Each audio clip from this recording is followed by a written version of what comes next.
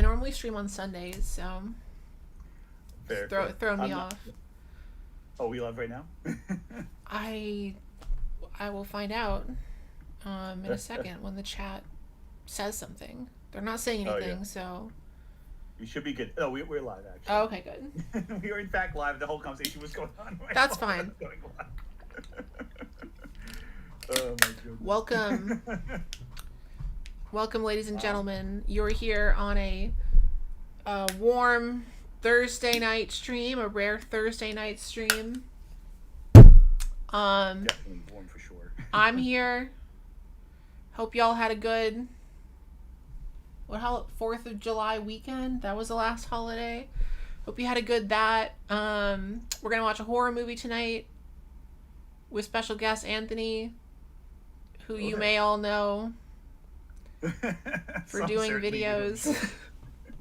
We commentate. We do the commentary.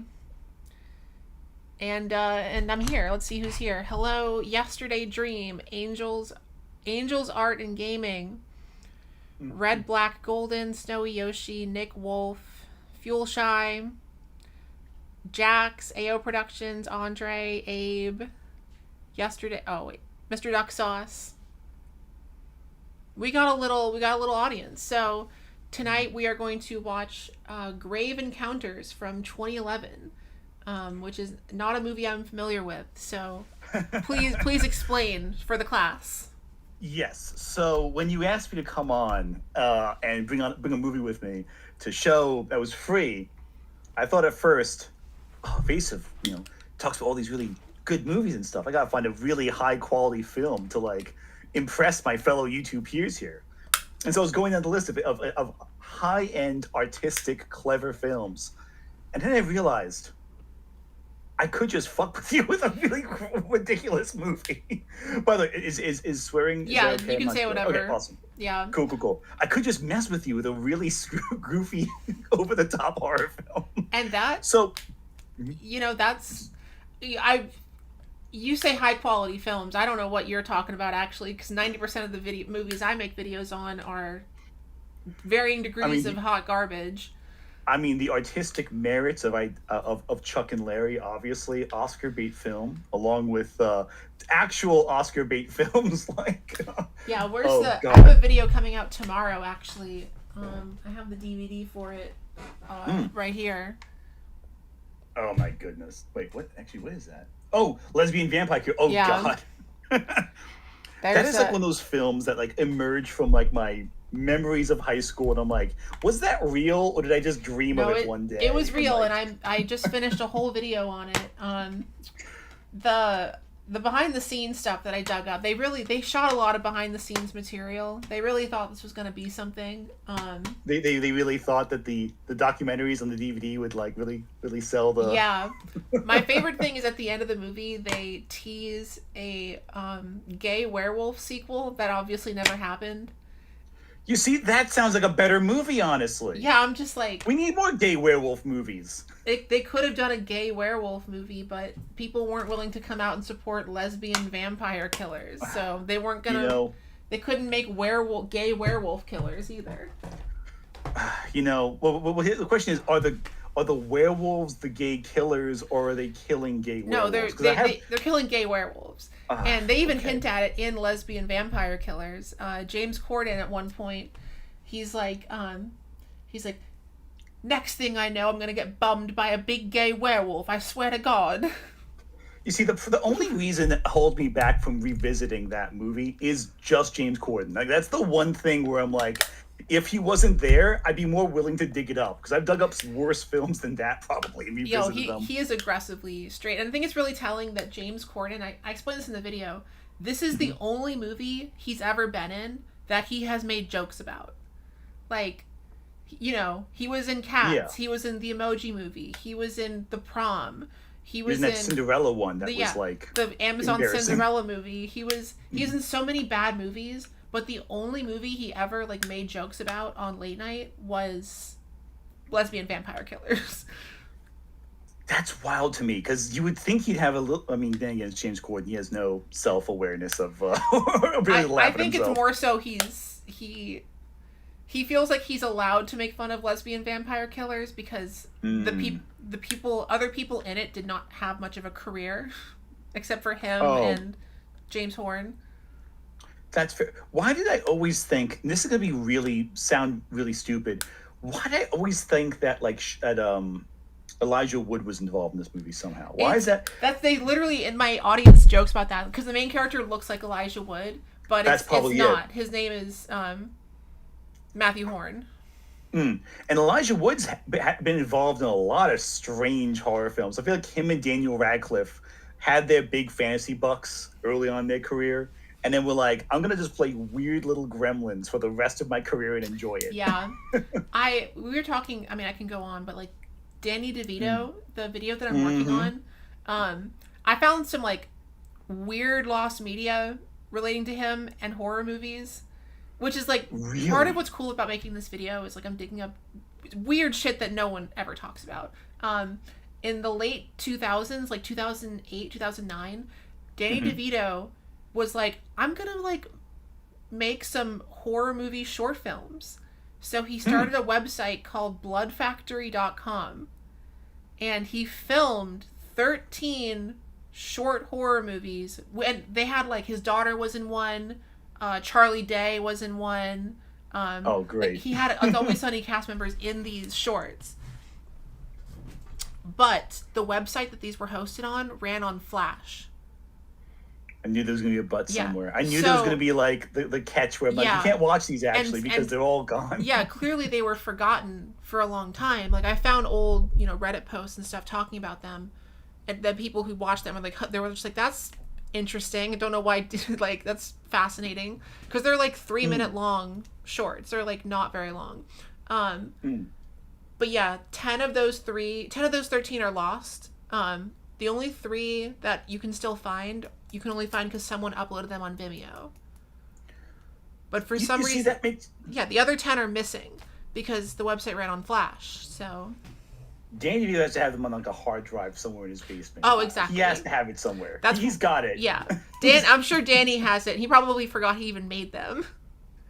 Yeah, because he makes so many different things. Like his directing career is so fascinating. His acting career is so fascinating.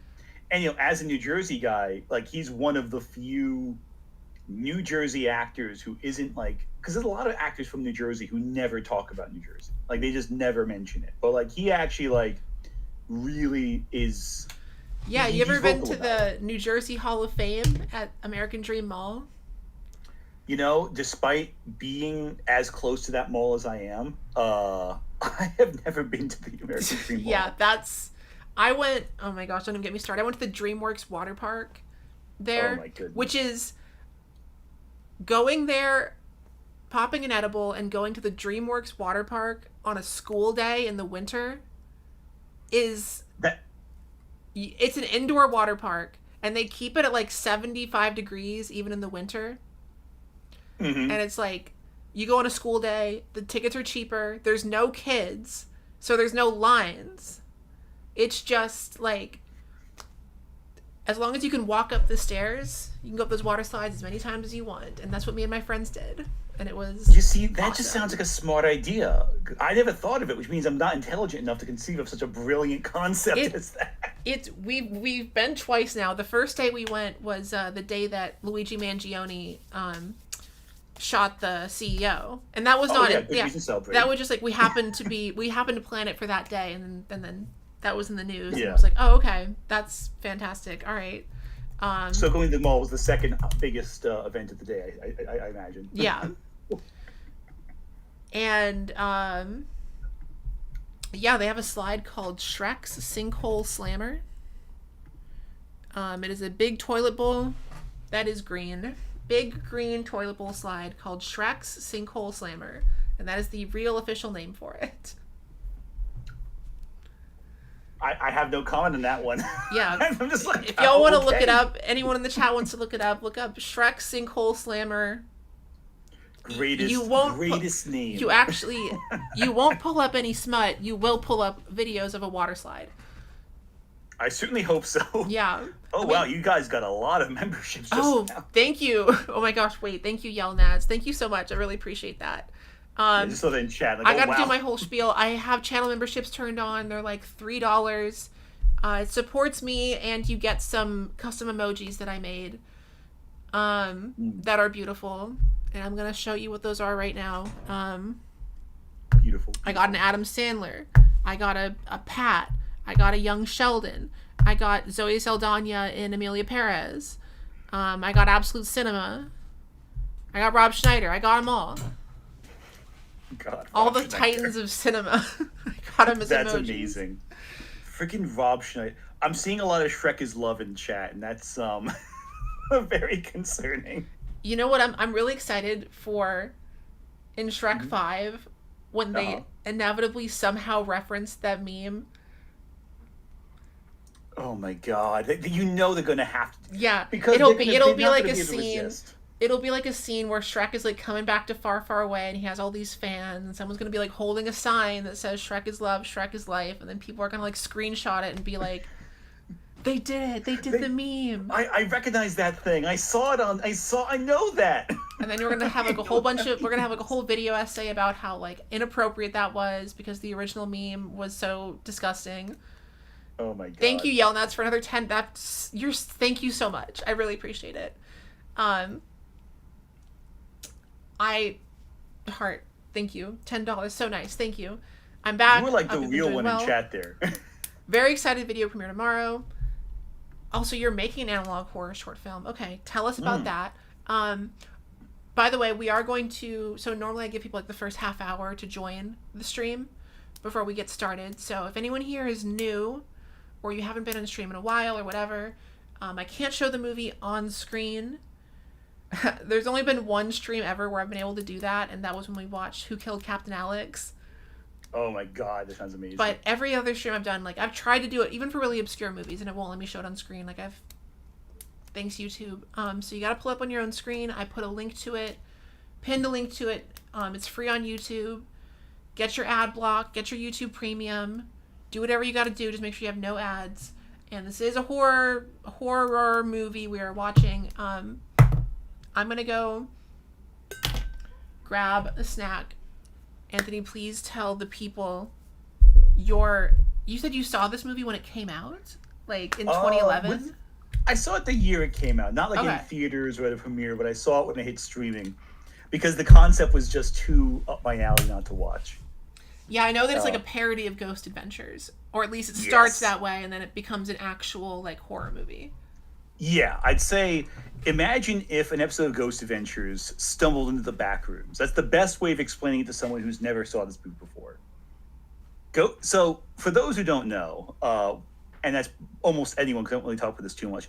When my spouse and I started dating, we watched a lot of Ghost Adventure shows, like those the most haunted places on earth, Ghost Stories, Ghost Adventures, Ghost Hunters, all the Travel Channel, History Channel nonsense. And it was just so much fun to watch because you would see these people stumble around in the dark going like, oh my God, what's that noise? I think I heard something. Oh my God, if you play this EVP again, it almost sounds like they're saying, I have the body of a pig, ho, ho, ho, ho, ho, which is so funny and so bizarre. Anyway, then we watched the BuzzFeed Unsolved guys, right? And they were like kind of taking the piss out of everything. They were saying, look at this. Here's what they're kind of making fun of the typical structure of the Ghost Adventure kind of stuff. And listen, if you like Ghost Adventure, that's fine. They're very fun. It's mostly nonsense, but it's a lot of fun. And I'll wait for Evasive to get back before we read that super chat because I feel like that's not my place to read that one. But thank you. You're doing an incredible job, Patreon. Everyone should just send super chats while she's gone, just to support the channel because it's a really great channel. But yes, I got really excited, and this new movie came out. Looked like it was a parody of all those ghost hunting shows that I was enjoying. And then I went, okay, let's watch it. And the craziest thing happened. The movie was actually good. Despite my expectations, the movie was actually really good. And it's a lot of fun. Listening. Oh, Yelnats again. Thank you, Yelnats. I know. Yeah, I really appreciate it because listen, if you don't know anything about YouTube finance people, I make one video a month, and that video gets 100,000 ish views, which is not bad. But I rely on super chats. I rely on Patreon. I rely on other things so that I can do my quality over quantity type of videos. Because otherwise I'd be trying to make like way more video. It's just, I appreciate it a lot. Like I cannot like do this without stuff like this. So I really appreciate it. Very excited. It's going to be a community-based thing with lots of local queer and LGBTQ actors. Musicians and performers or more take place in Youngstown, Ohio. As in you're filming it in Youngstown, Ohio, or it's going to be set in... What is Youngstown, Ohio? I got to be honest, that sounds like a fake place. That sounds like a place that doesn't actually exist. It's a young town in Ohio. Where's Old Town? Where is Old Town? You see, everything you just said about that analog horror project sounds cool as hell. I love everything you just said. All of it. I also wanted... So this movie, it has a lot of views on Letterboxd for something that came out in 2011. Yeah. This was... especially among horror fans, this one got around. So in the horror circles, it got really big. It's been kind of eclipsed in the last couple of years by Hell House LLC as one of those like underrated found footage films, along with another one would be As Above, So Below, which I think is really good, but people are mixed on. I love films As Above, So Below. And this was the other one I was going to. I was going to say this was directed by a duo called the Vicious Brothers, and I don't know why they went with that because this is the only movie they ever directed together. Yeah, just so funny. And unfortunately, there is a sequel, but it's a great example. The sequel to this was proof to me that sometimes going too meta with your concept is actually a bad thing, because they went full meta, but like in a cheap kind of bad way. Like if Scream is intelligent meta, this is like the Scary Movie 6 of meta horror filmmaking. The second one, not the first one. It's really bad, but the first one is a lot of fun, and they really should have stopped at that. And I won't say any more because I want to see people get surprised. By the way, my second runner-up for this was going to be The Bay. If anyone's seen The Bay, you know why I could not choose The Bay. It was too disgusting. There are scenes in The Bay that I realized in hindsight, this is too gross for any audience. Yeah, and I'll be honest, like I'll do gross stuff if it's comedy, but if it's just like gore in a horror, Oh, well, it's not gore. The Bay's grossness, without spoiling it in case anyone actually watches it, because it is a very good movie, it's more animal themed, parasitic body horror. Ew. Yeah, exactly. Now you get it. Now you get it. Yeah. I'm just saying, I just saw Jackass 5 the other night, so I can handle gross, but yeah, no, gross is one thing. This is more like some people in chat are saying it, The Bay rules. You know those aquatic parasites that like replace the tongue of certain fish? Yeah. They made a horror movie about that. Except it's people. So it's one of those like So I was like thinking, like, oh, The Bay's good. Then remember some of the visceral stuff, and now I'm like, oh, actually, you know, maybe I shouldn't choose that one. Yeah. That might not be the best option for a fun Thursday night stream. I have also, you brought up Ghost Adventures. I want to tell a story before we start.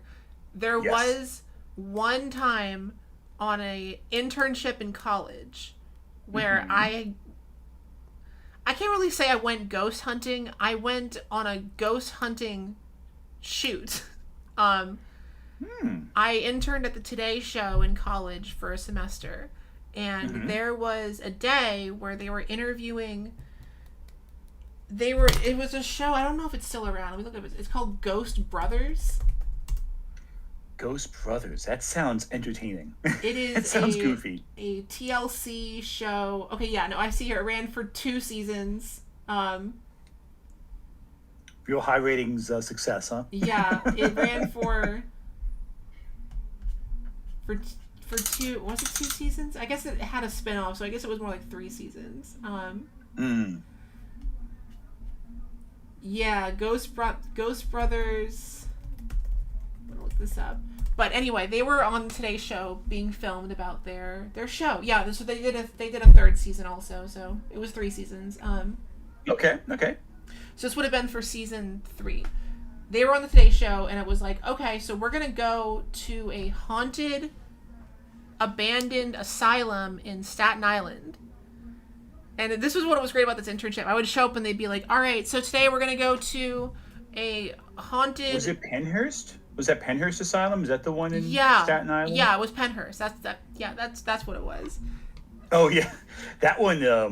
Yeah. Yeah, I've been there once. It's a scary place. Yeah, they're like, we're going, but we went in like broad daylight. We went in like the middle of the day, for them to shoot scenes, and oh my god, I kid you not, their ghosts, and like obviously they're not gonna like talk about it much because everyone knows it's fake, but their ghost hunting device was literally like an iPad taped to a Kinect camera. like it was clearly a Kinect that they just like, oh, I love it. They just like there's spray all the painted dots over. everywhere too. Yeah, it looked so bad. Okay, then you're gonna get so much more out of this movie than the average person will, based on your experiences, because it's all about awesome. that. Because I was only just there for that one day, but it was just like, it was so weird. It was like, when else am I gonna be doing this? And we just walked around these like abandoned places, and they just like shot random things. They like talked to the interviewer. It was a Today Show segment, you know. It's not like. Yeah, no. It wasn't even a real episode, so. You're going to get so much out of this then with that life experience. Like, this is going to be like, because of that, some of the gags will probably hit harder for you than the average person. I guarantee it. Oh, yeah. She speaks in verse in the chat. Yeah, the main gimmick with Ghost Brothers was that it was not white dudes. It was. So that's why. Oh, now, okay. I thought it was like because they were like actual siblings. Now I'm like, okay. No, they were not. They were not actually siblings, and that was part of the bit. Yeah, 3 seasons. Each season had 6 or however many episodes, but yeah, it ran for a little bit. You see, it's good though. We need diversity in our ghost hunting shows. It's usually a bunch of bald white guys with beards. Yeah. Or Zach Brannigan. No, and I remember like the brief amount of time that I met them, like they were funny guys. Like the show was kind of tongue in cheek. Like it was kind of like they didn't take it very seriously, which I guess was part of the appeal of it. Do you ever see like it was like Haunted Home Inspectors or something like that? I forget the exact name of the show. It ran for like 1 season on one of those stations, but it's like they get 2 guys. They get a home inspector and they get a psychic, and the home inspector comes to the house and goes like, "Okay, the reason you think it's wait." I found the footage. Of when God, I love it. But see, it's like broad daylight. Like it wasn't scary at all because we like. Oh yeah. We weren't shooting at night. If we were there at night, like no way. But you can. I think some abandoned asylums can be really scary at night. You ever see? It's a movie from the early 2000s called Session 9. No, I haven't. It's about an asbestos crew that goes to an old abandoned asylum and just removes asbestos. That's the whole movie. But as they're going through it, they find these old records from the asylum, and the whole movie shot during the daytime for the most part, and it's one of the scariest looking asylums I've ever seen because of how they shoot it. It's like the way they angle the shots, the light illuminates certain parts of the asylum, and it's all dilapidated, it's peeling, and it's a psychological horror film. It's really quite excellent. The less I say, the better. I don't want to say, if anyone watching watches Session 9, if you take anything away from this whole stream, watch The Bay and watch Session 9. Those are your 2. And not the movie we're about to watch, I guess. Yeah. There's always movies that I have never heard of. And I'm like, oh, a lot of people have seen that movie. And I'm like, well, I don't know what happened. Especially if you're not plugged into certain communities of film enthusiasts. I find like, for me personally, like I watch more genre stuff just because of the nature of my channel, because I watch so much, like, for my channel alone I talk about fantasy, science fiction, horror, anime, cartoons, comics, superheroes, and so I find I tend to watch more on my spare time when I'm not researching for a video. I'll just watch like a seemingly random movie. Like I was watching Grumpy Old Men the other night. You know, like random stuff. Which I only know that movie from watching On Cinema at the Cinema because they made jokes about it so many times. Grumpy Old Men is a fun little light comedy, and like I don't know, I didn't know it was like a huge hit until like years later because I was like, oh, it's like a random movie at your library. Oh, you picked up one night. That was kind of funny. That was all right, and then you look online, you realize, oh, it was like one of the biggest hits of the year. Like, really? This movie? Like, okay. Now, honestly, a lot of what I decide to watch at this point is stuff I'm making videos on, stuff that's, you know, in the theaters, like whatever the best movies coming out are, and then on Letterboxd, they have a stats page. It's like, here are the top 200 rated, the highest rated movies. Here are the IMDb top 200. Here are the highest rated animated movies, like whatever.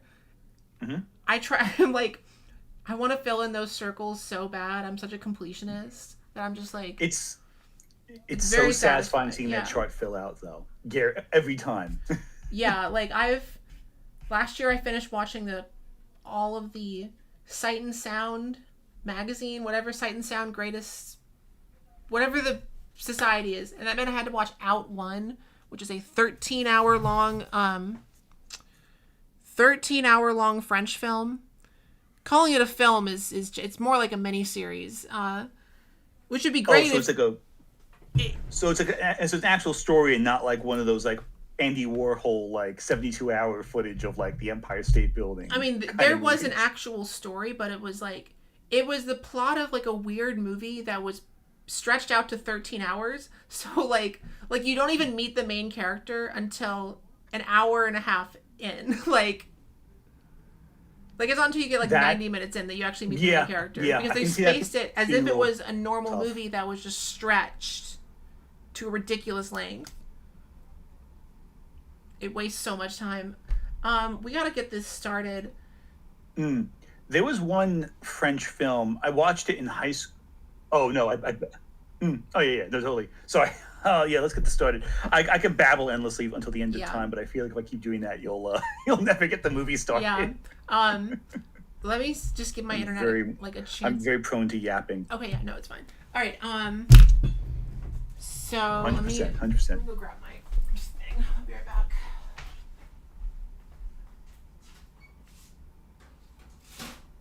No problem. So while Evasive is off away doing something, chat, how are you doing today? You guys hydrate?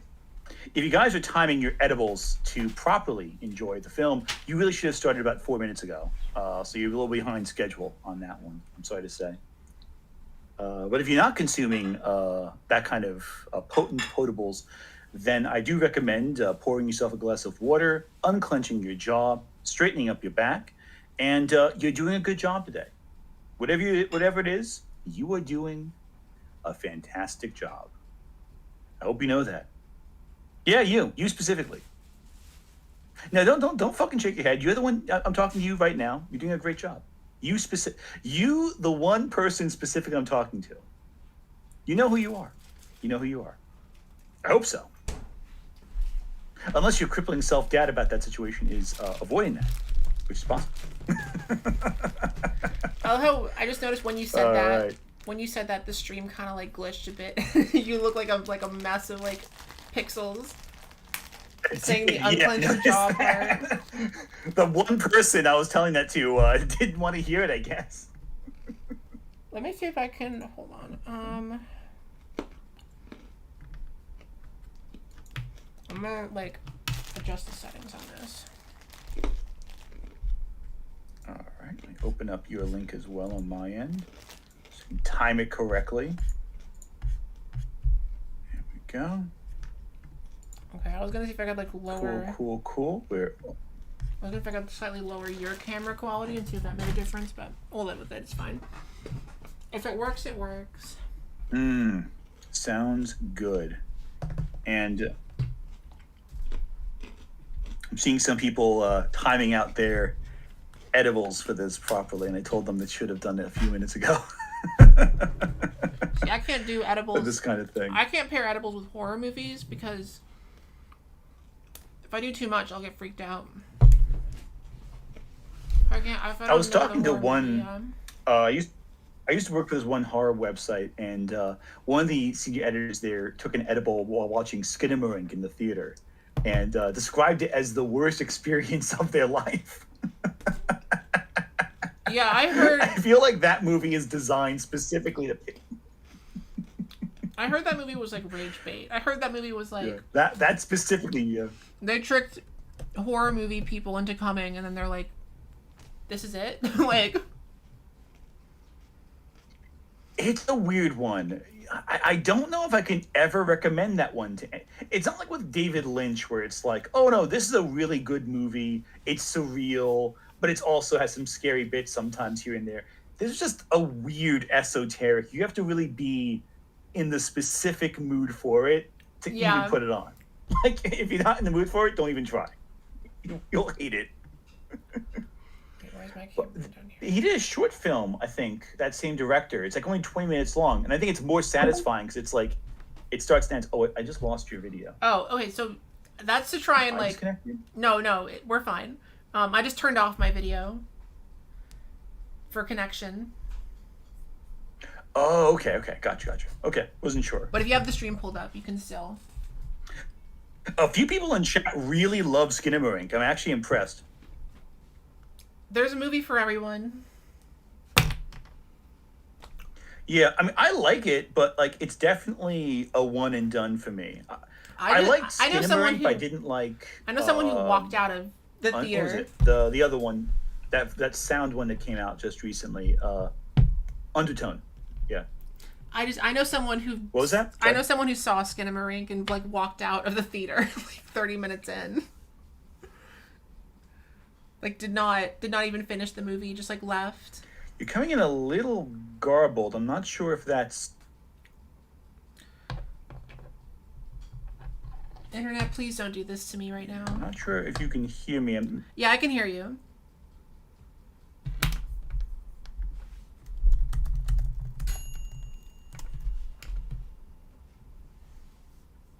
Okay. Oh, you can hear me. Excellent. Yeah. Cool. Awesome. I wasn't sure because you came in a little garbled there for a second. I'm not sure what was up with that.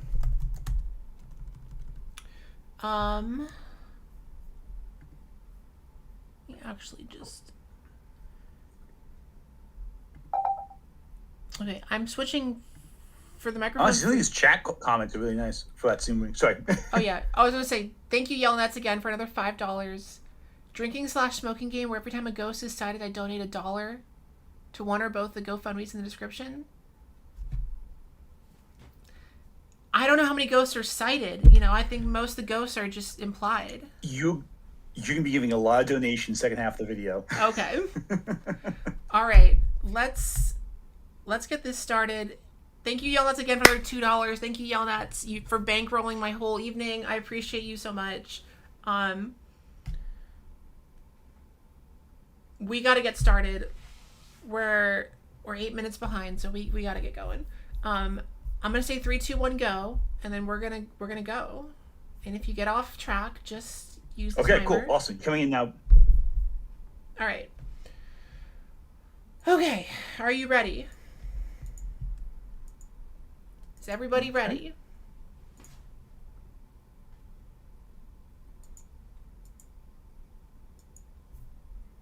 All right.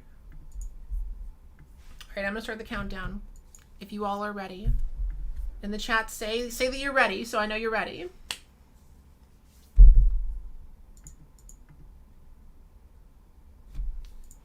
All right. Cool. Okay. We are ready to go as well. Okay. 3, 2, 1. Yeah. Go. All right. If you get off track, just use the timer to get back on the track, everybody. Shout out Tribeca Film Festival.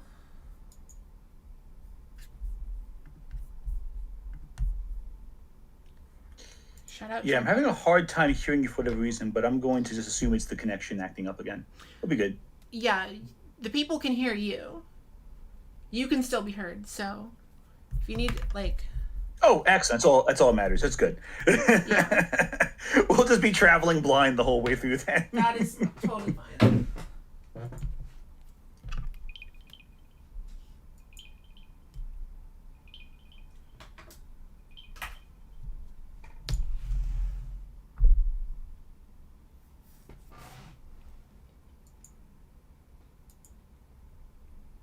Oh yeah.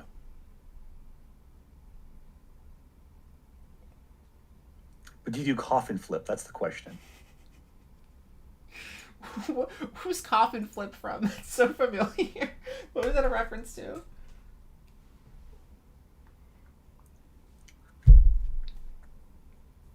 If this guy does coffin flip, that's what I want to know. Coffin flop. I'm sorry, not coffin flip.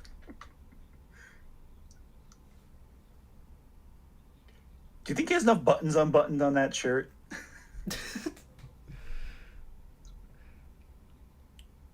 All right, already. Already, right? Told you, it's Ghost Yeah. Adventures, basically.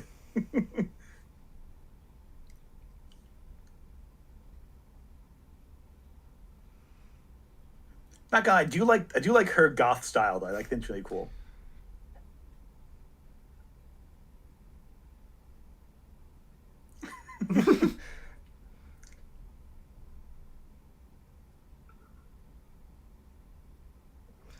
Yelnat said this is very Zach Baggins coded. Bagans? Is that the guy from Ghost Adventures? Very Zach Baggins coded. Baggins. Like Bilbo.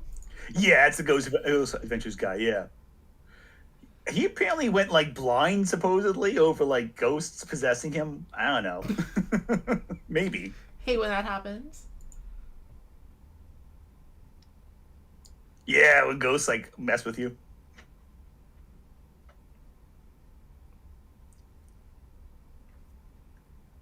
Copyright 2010. Yeah, no special effects. Because 2010. Where were you in 2010? High school for me. Yup. I was not watching Ghost Adventures.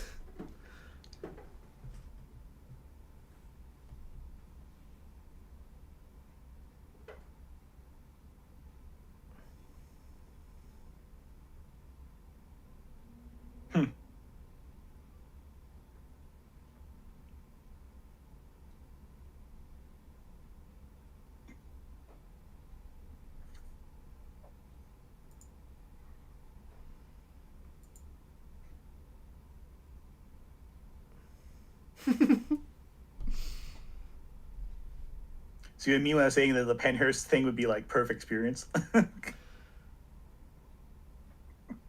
Where was this filmed? That I don't know off the top of my head. I can do a look for it.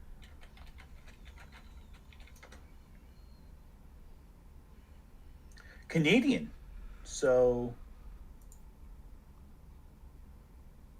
it was in British Columbia, the Riverview Hospital. It was filmed.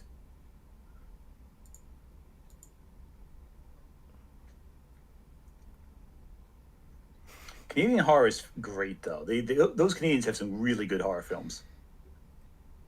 I imagine living in Canada is scary enough on its own.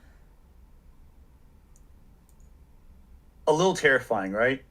Every person I know from Canada is a character. My artist who I work with is Canadian, and he is a quite the character. I'm reading my chat. You turned 6 years old in 2010? Terrifying. Oh my goodness, I feel ancient. Same. That's giving me existential dread right there.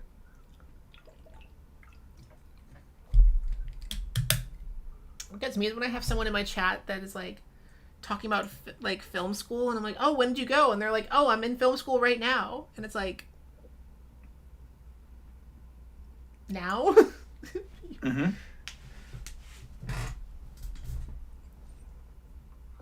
Now this is not. This looks a lot like the was it the Hidalgo? Was that his name?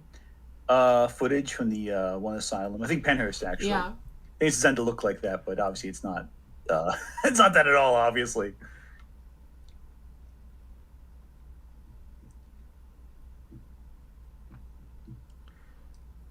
Very subtle reference to William Friedkin there. Very subtle.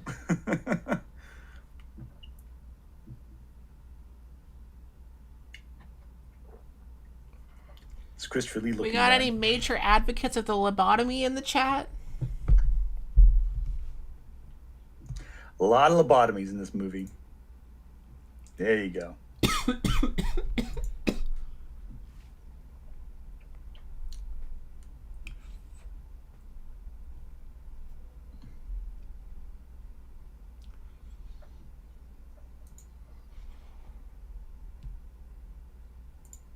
Oh, coincidentally. Raina Dor asks, how do they have footage of anything in the 30s and 40s? Yeah, I was gonna say, like, you couldn't. In HD, no less, specifically. Yeah.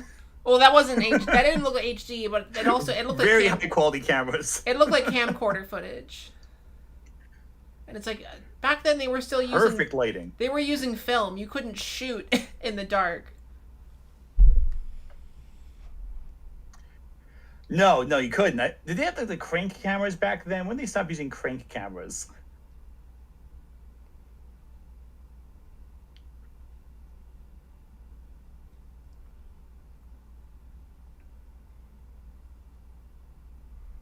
One thing I like with this movie is that they get a really good sense of like the location as character, I think.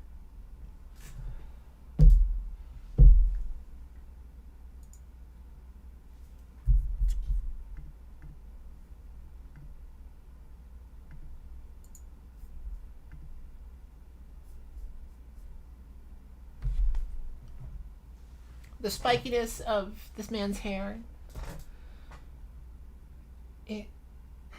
I will be right back.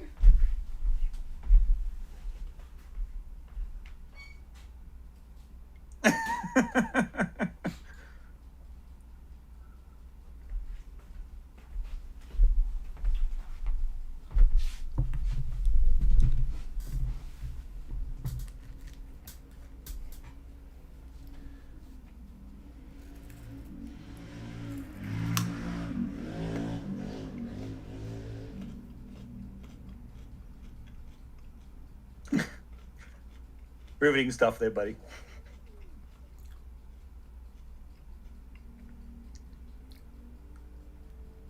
Fuel Shy asks, what's scary about Canada?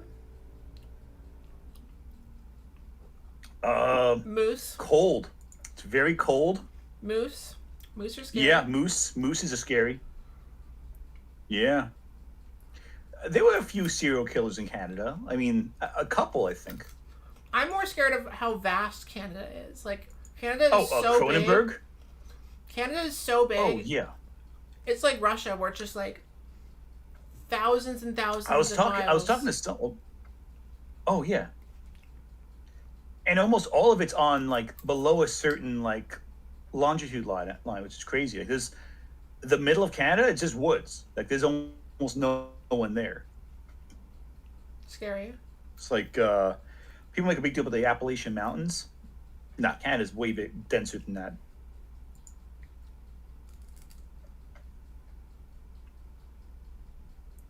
Also, David Cronenberg's up there. That's scary stuff.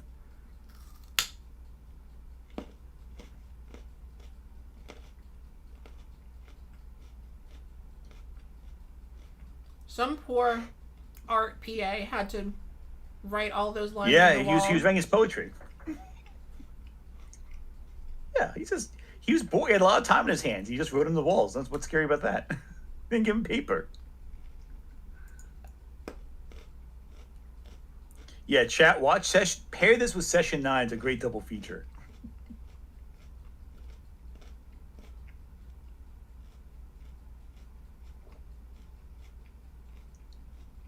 And they didn't wash the tub after, apparently.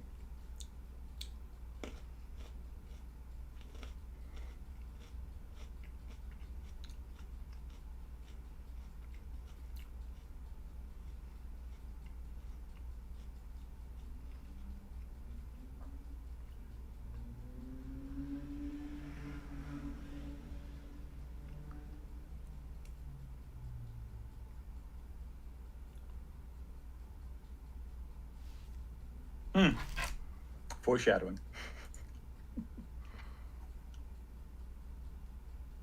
Yellow Jackets is really good. Yeah, that's true, Chad.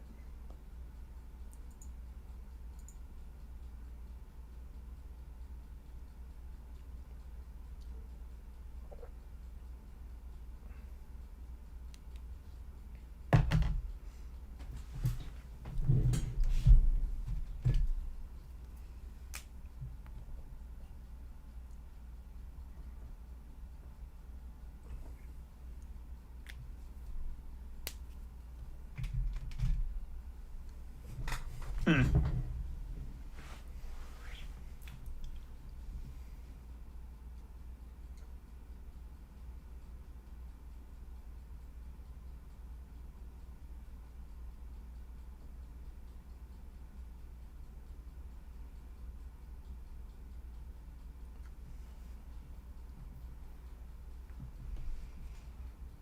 It's like hard to believe that this is actually going to become scary later. Like, because this feels like a YouTube sketch.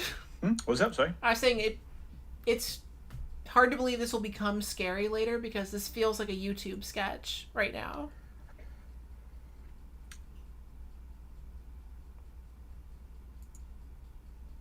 Yeah, the movie builds a little bit. They spend a little bit of time early on trying to set the groundwork, and then they go from there. This is more like the basically doing the Ghost Adventures shtick in every episode. Oh, I love the little smothered face there.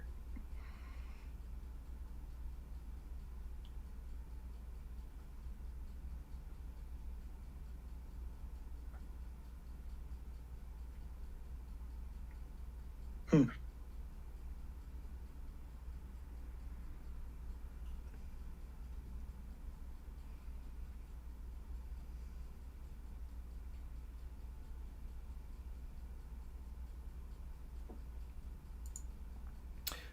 Red, Black, Golden in the chat. You're not watching the movie because you can't find the device? I have a link to it in the chat. Unless you're in another country, it might not be. You might have to. I think someone just straight up might have uploaded the. Like, look it up on YouTube. You should be able to find it. Mm-hmm. Yeah, nice. It should be free on online. Oh, this bit's funny.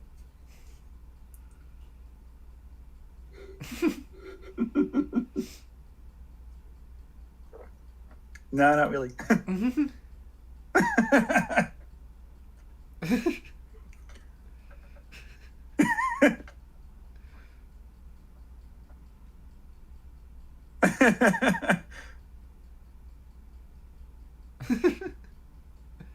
Yeah, all of a sudden he's a star witness. Yeah.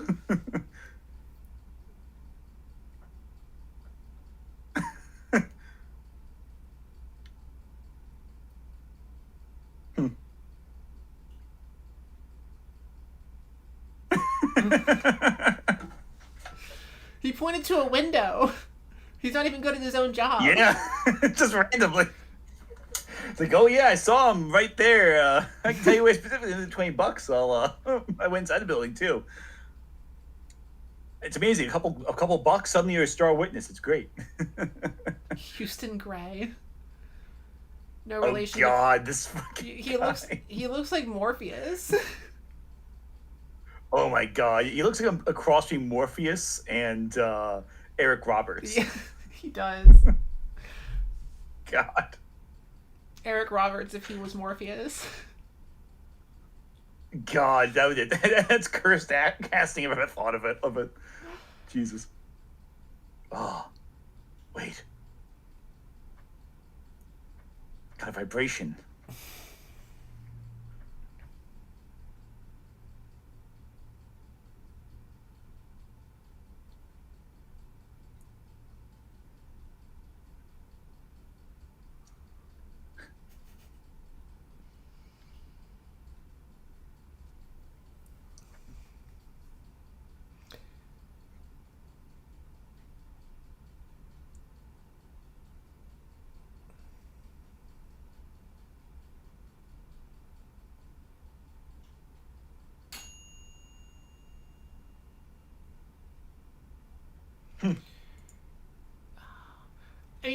Red, Black, Golden, you could just like pull up the movie in another window and just like make it really small. Or make us really Yeah, small yeah. and make the movie big.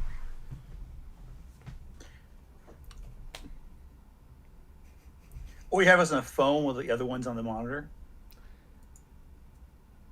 Well, the person in the chat said they don't have another screen. Oh, Google. That makes more sense.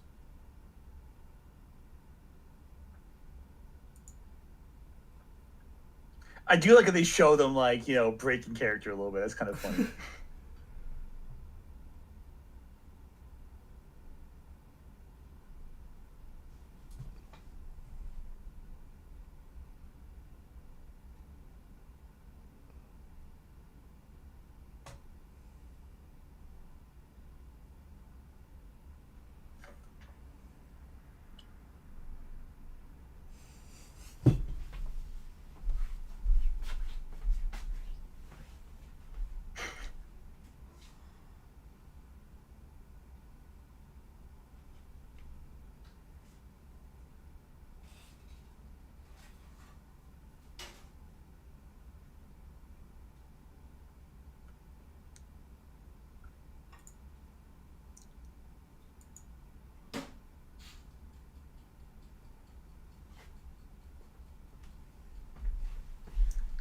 I am here. My kitchen is like right here, so I'm like, I can see the screen from there.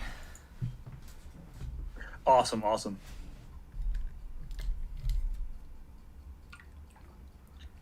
The Roanoke season American history. Yeah, it does feel that way, doesn't it? I feel they're both drawing on the same kind of common thread.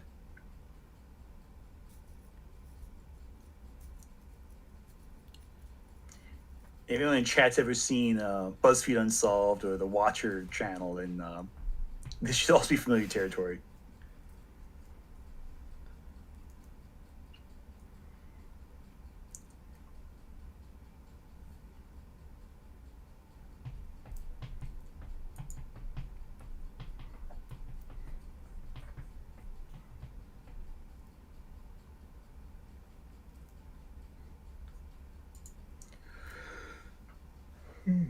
Yeah.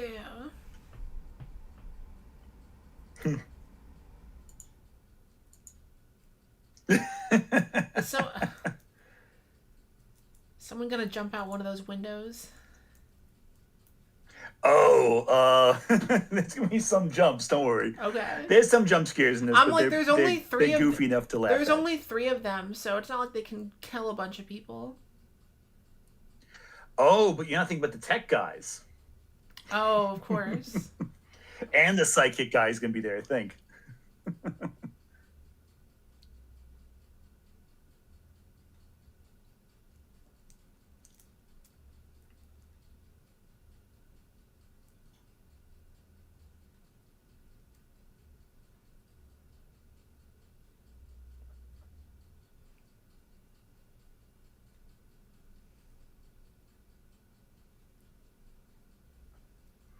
They don't have any connects, unfortunately, for this film. But I think the equipment they're showing off gets the job done.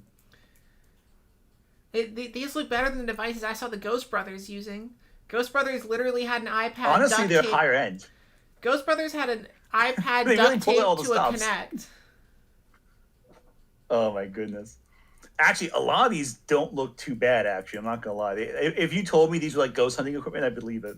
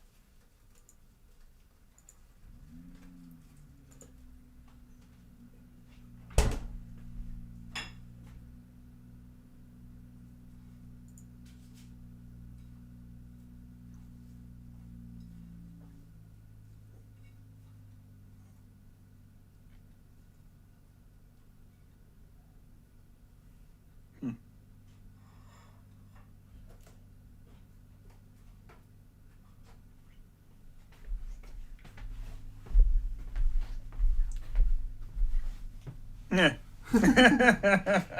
In more ways than you realize, buddy.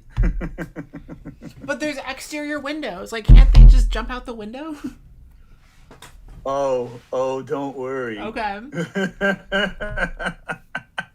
Oh, this is Oh, they're barred. you'll see. You'll The see. windows are barred. So edges. Good work, guys. Boy, I sure hope Kenny the caretaker can come get them out.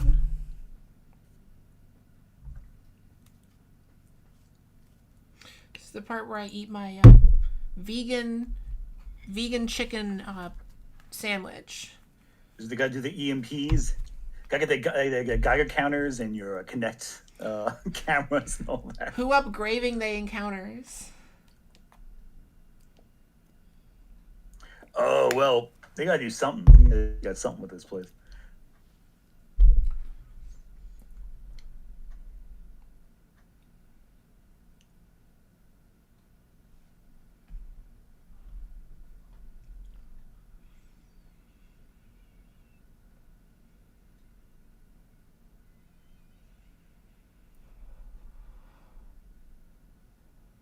Every time they say EVP, I keep hearing EDP, like EDP 445. That guy. I can't take it seriously. Oh my god! Unfortunately, I knew you were gonna go in that direction with this. It sounds so like. That. I always say EMP by accident, but that's a way better or worse reference. It's been I'm not 5 sure which. years since the EDP incident. I just want to have some cupcakes, guys. Let's get some, He some cupcakes with came them. back to YouTube eventually Was that what too. he was getting from them? I forget exactly what it was. I haven't checked in on him in a while. He but did? He came back eventually. Yeah. He tried coming back after that?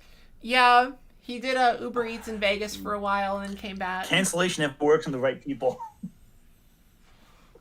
Well, it's like Oh, he God. does live streams and then people will come in the chat and be like rage baiting him and then he will respond. But he makes money from rage baiting, like people trying to like argue with him in his live stream chats. So it's the DSP Wings of Redemption, Wings yeah, of Redemption basically tactic of YouTube creation. Oh, I'm gonna be so sad this goth girl's gonna die. It's predictable, but like, I think what was that? Sorry. I'm so sad the goth girl's gonna die. I think this movie would have been better if it was all just like men who were like him. Right? Honestly, like, I feel like as a cynical like TV executive, why they wouldn't just make that show? I don't know. But she's obviously the only one that actually buys into all the supernatural stuff. Like, she's the only one not having a cynical like, oh, I used to make a good show, and who cares if toss the guy a $20 bill to tell him if he's make him a witness of something.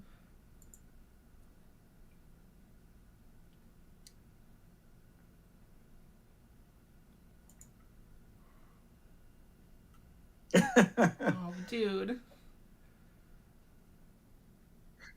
Those hallways, man. Those are some decent We're hallways. not even 30 minutes in. She's not gonna make herself known yet.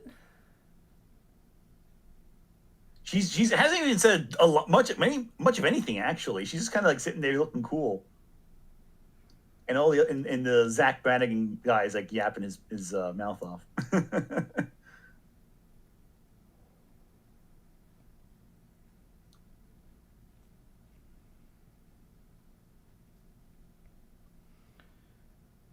She Speaks in Verse. You recently screen tested for a horror movie. Man. So they're making more Ghost Hunter horror movies. Honestly, halfway through it, get a good hallway, you got your horror film right there. You know what I want to see? You get a good like industrial. I want to see a horror movie about Bigfoot hunters. Give me something about the people who make Bigfoot. They put one out shows. recently about a Bigfoot horror film. See, I'm so out of the loop. I didn't even know see about this. Abominable? No. Yeah. There's one called Abominable that's has a bunch of like horror icons and all that. It's quite good. They got some good gnarly Bigfoot kill scenes in that. Or if you really want to go old school, Night of the Demon, not Night of the Demons. Night of the Demon. It's Singular. a Bigfoot horror film that was banned in England. It was one of the video nasties. That's a weird one. Trigger warning for that film is a lot of a lot of sexual assault, but Oh. it's a bizarre movie. Half the movie is just flannel, people in flannel talking, and Bigfoot.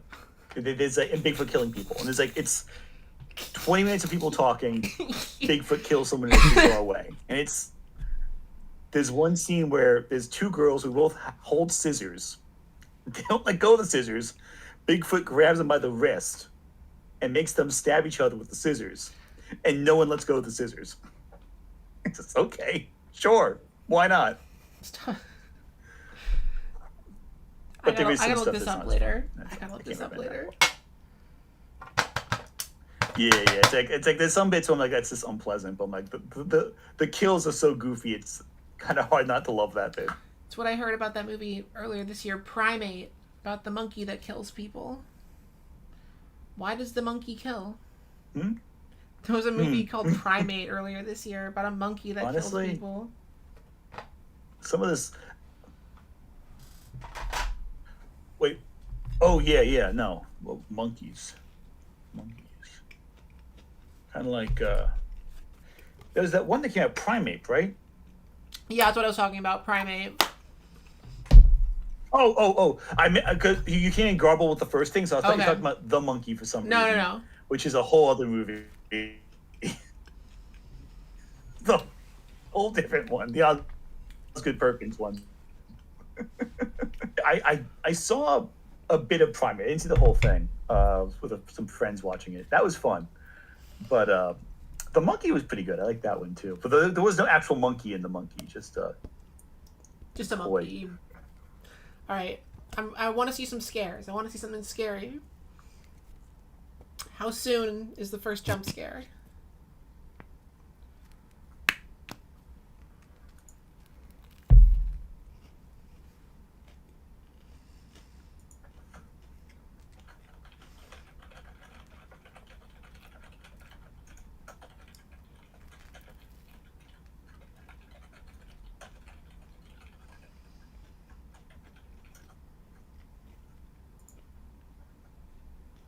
Yeah.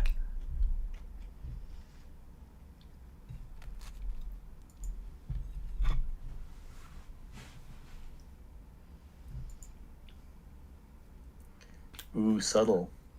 One of the few times this movie is subtle.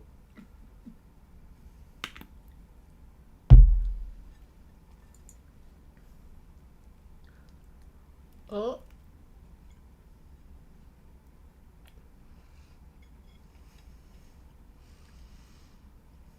See, I think the scariest part of this room is the green tile, honestly.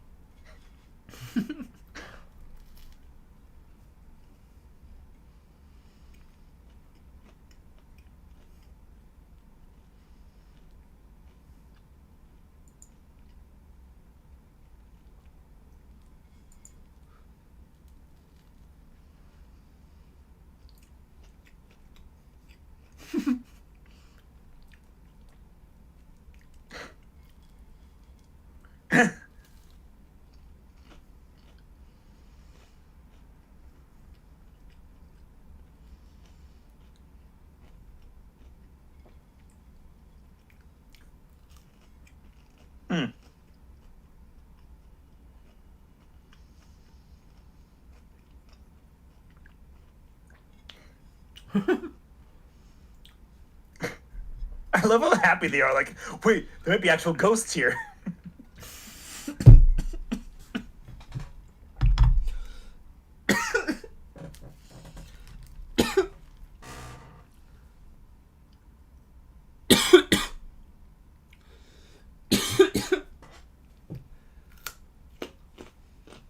I do like how happy they are. They all seem that Something they happened. actually find ghosts here, though. Like, they all seem so excited.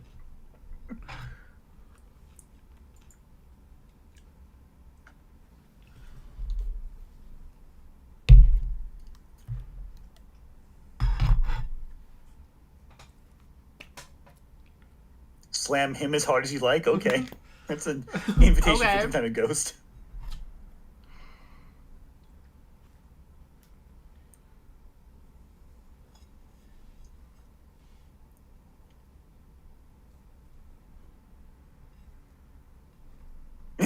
Even he's like, stop hamming up, dude. She was like, I'm not talking to you if you're going to talk to me like that. Yeah, no, they're not interested in that kind of thing. You have to, ask them to dinner first. Oh, well, there you go.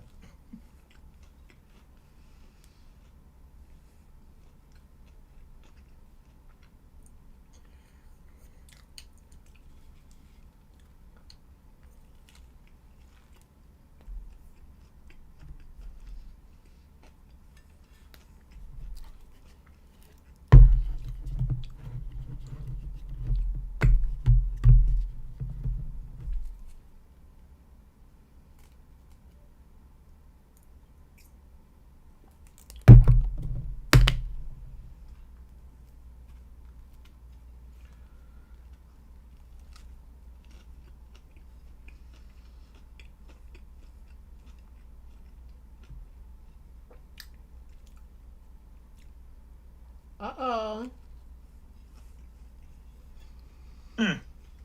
Oh, no.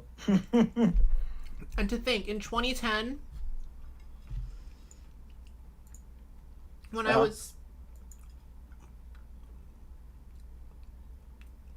What happened in... I don't even know what happened in 2010. Well, the BP oil spill was happening. Yeah, something happened. This was going on. Yeah, they were getting harassed in their own haunted house. It's crazy. Back in 2010, when I was like walking for graduation, they were getting scared up in Canada.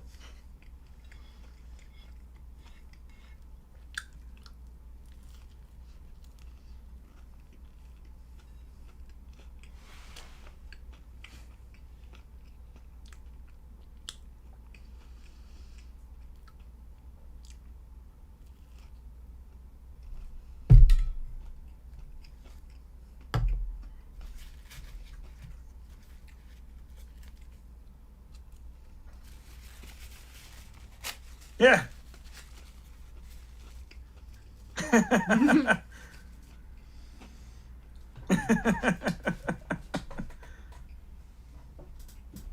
And she's like, fuck this shit, I'm out.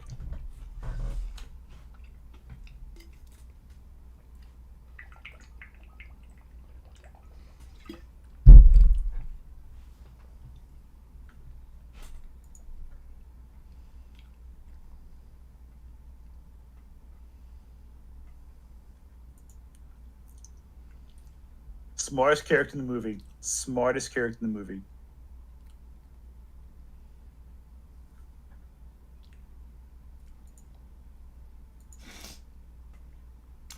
Okay, this girl, this is like almost the only movie she's ever been in. She was in 5 movies. It's a shame because she's really good in this. I like her in this. Ashley... Like, she really captured that sense of, like, scared shitless. Ashley Grisco. Yeah, she's only in, like, almost nothing else besides this. It's a shame because she has, like, a real sense of, like a real presence on the camera in this.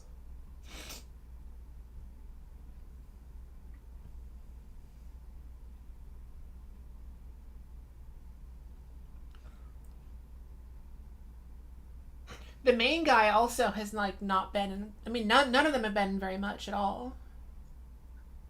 Which is a shame because they all really fun as their characters in this movie. Like, they really feel like authentic reality TV, like this slummy, sleazy kind of guys. This main guy, yeah, like almost. That's like.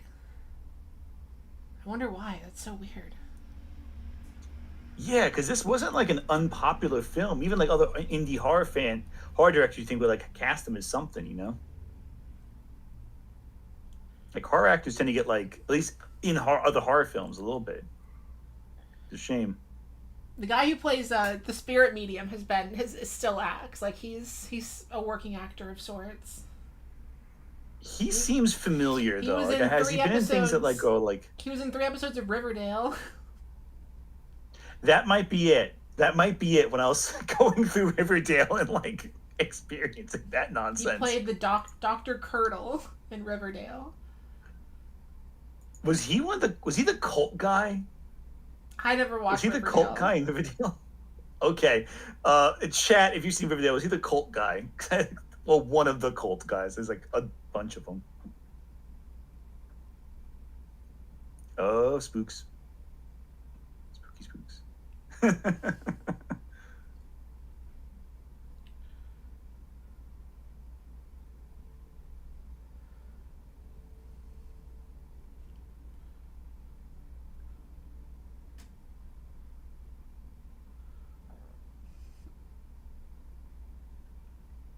Ooh.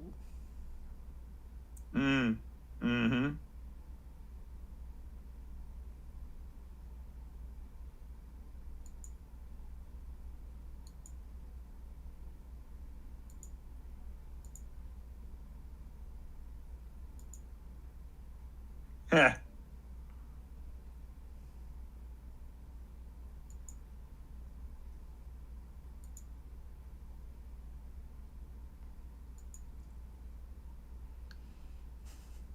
Well, I'm trying to. Okay, I looked up Ashley Grisco. She uh, There's a Ashley Grisco fan page on Instagram that has one post from 2020, and that's it. I love it. I love it. That's the kind of obscure niche internet fan page I love looking at. Yeah, Just a random when one you poster. Google her name, it mostly just pulls up this movie, and like she really It's a was not shame. in. She was really only in this. Maybe she was like a friend of the director, or directors, There's a there's a Grave Encounters wiki. There's only 2 movies. How much can you stack into a wiki?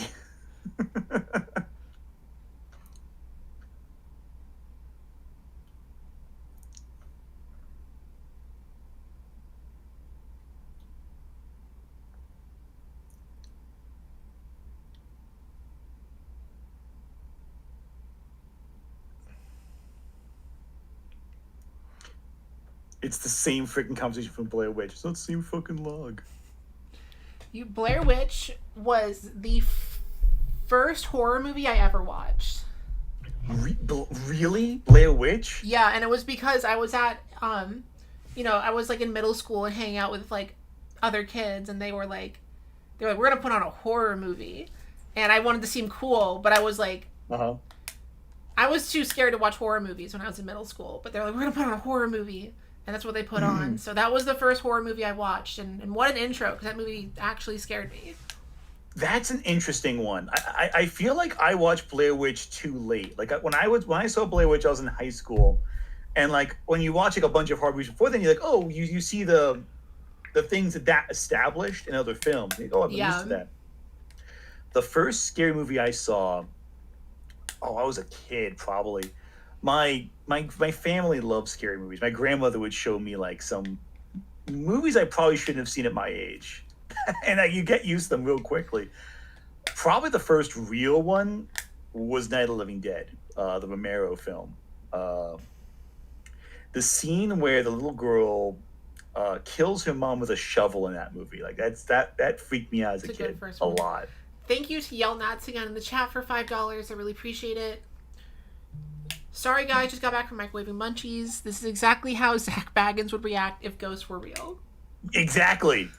Well, Zach Baggins did a whole documentary on Demon House about his real life ghost adventure experience, which was wild to watch. I love we're getting the hell out of you guys. We're going. He's like, we're getting out of here, but let me take my time grabbing all these cameras first. Yeah, I gotta make sure I unbuckle them and turn them off and do all the good stuff. Is he going out the Don't window? worry, nothing bad will happen. It's fine. Buddy. You might have needed that window. Yeah, you don't want to go with that window, buddy. Like I said, the windows they're a factor in this movie.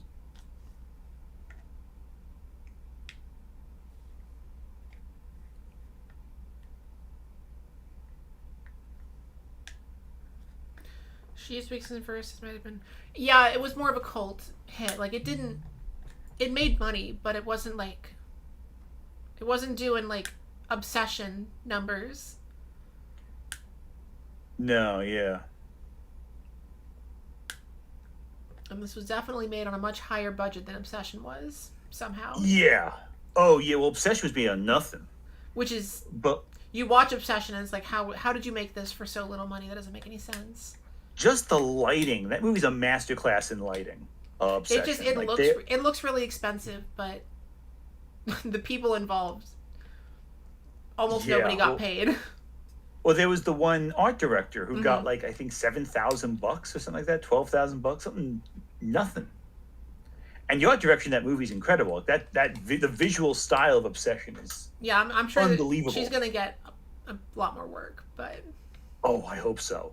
They deserve it. I hope all of them. I was hearing the main actors in that didn't get any casting roles after Obsession until like it debuted, basically. well, I find that staggering. yeah, one of the main guys, like third main guy, he was part of the duo with Mm. Curry Barker. Yeah, with yeah, yeah, they're YouTube together. yeah. He's funny. He's very. I've been since watching Obsession that all those old shorts they did have been in my feed. I'm like, I forgot how funny they Yeah, both genuinely are. You almost take it for granted, but then it's like, oh no, they're really freaking funny. You'll not ask if I've seen Backrooms yet. No, I have not. Well- I meant to, and then I forgot. Is Well- Timu Eric Roberts gonna die next? I'll tell you this: if you have seen Backrooms, very soon this movie's going to be very familiar territory for you. Okay. That's all I'll say. But Timu Eric Roberts, along with the Long Island Medium, it's going to be. What the fuck? Oh, Matt's dead. Yeah, Matt's fucked.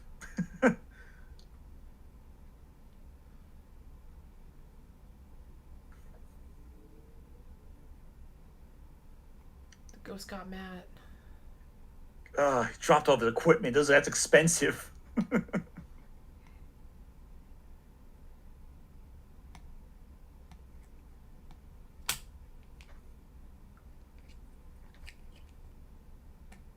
He was packing it up on the ground. That's Yeah. where you found it.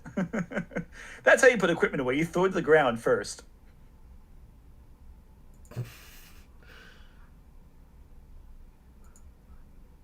She has all the smart ideas. That's the problem. They don't listen to her.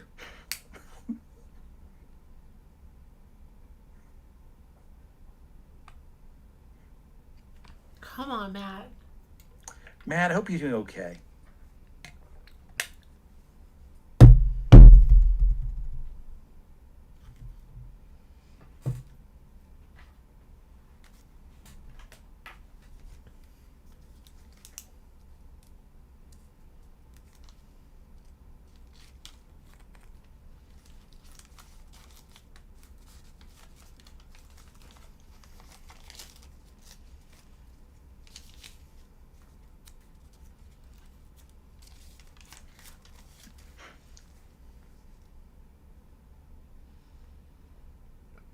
Oh, About that. There's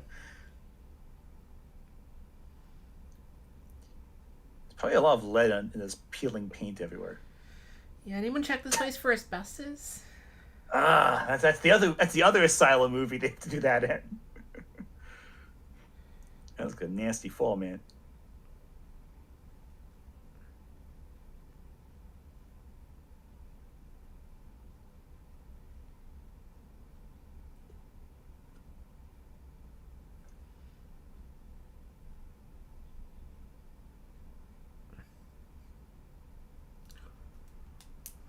Yeah, I've been there, man. I've been there. It sucks.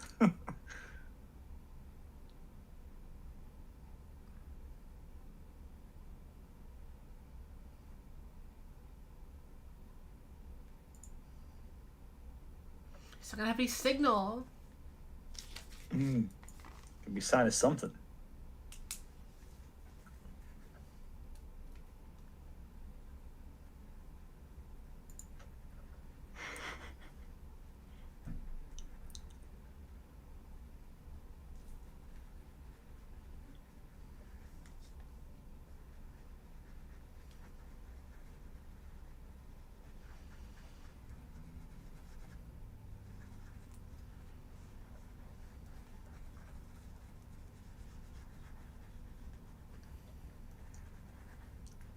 Eh.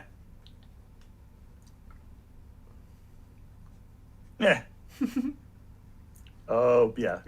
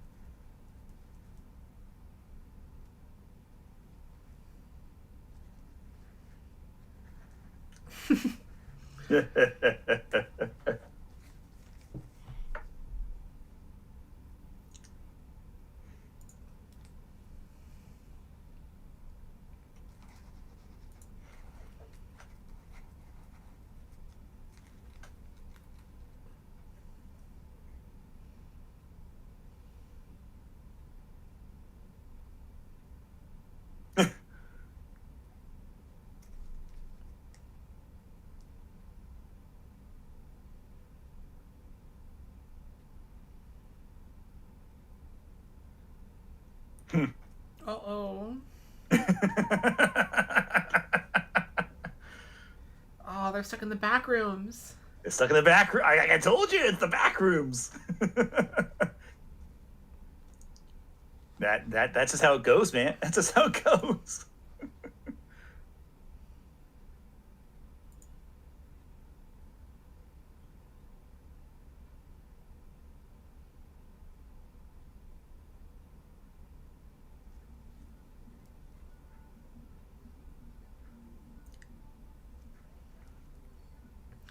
Yeah, you just gotta turn around. Yeah, You're in Luigi's mansion now.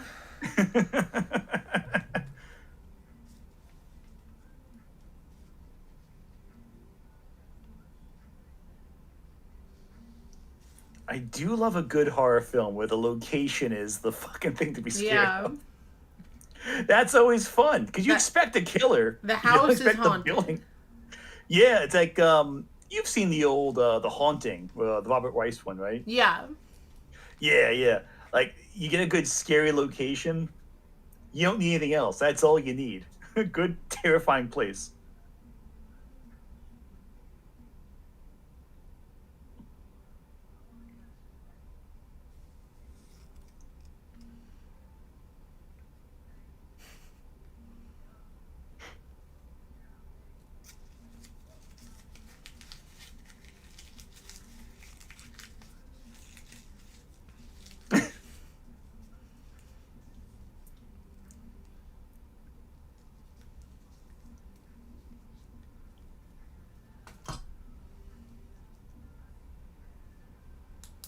Eh.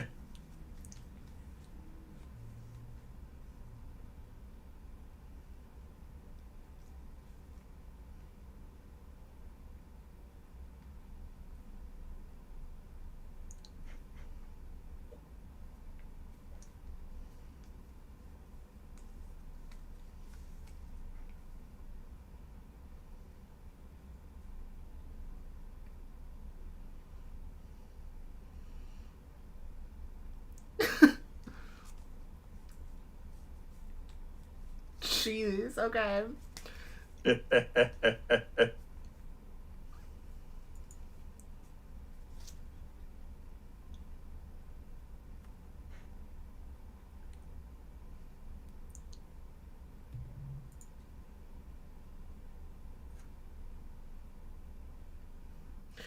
Wait, they said it's 8:30 in the morning. Yeah, and Oh it's still yeah. pitch black. Yeah, they're fucked. They're beyond fucked.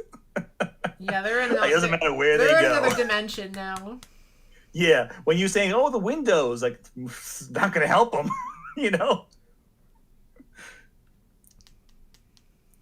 Yeah, they're levels of fucked in a horror film. This is like a step beyond that.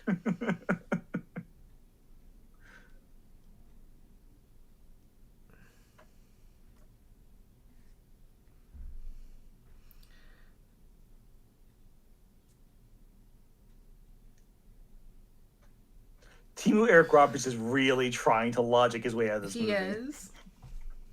I respect that, but it's not gonna work, buddy.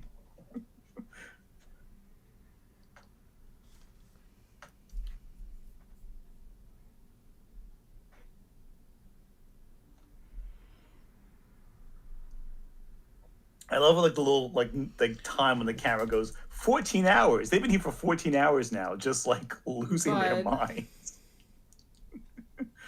Can't figure a way out yet.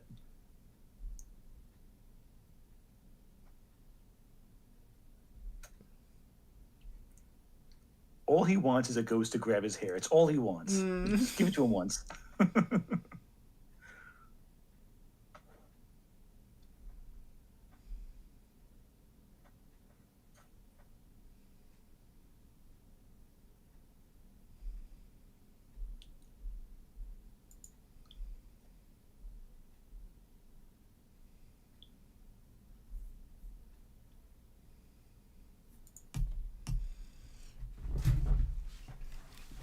Poor Zach Baggins. Poor, yeah, exactly. All that being said, though, he hasn't gotten possessed. That happens in every episode of Ghost Adventures. At one point or another, he gets possessed by something, which means he's going to get to be a dick to all of his friends, basically. So slightly more irritable than usual, Zach Baggins.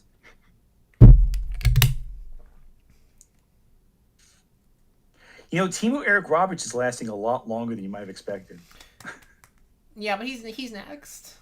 He's coming up. He has like he, oh. Oh,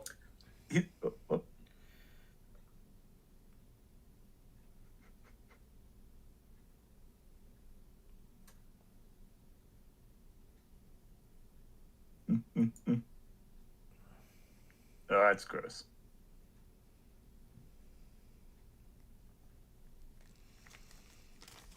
Yeah, what was the? Hold on, yell that. What was the budget on this?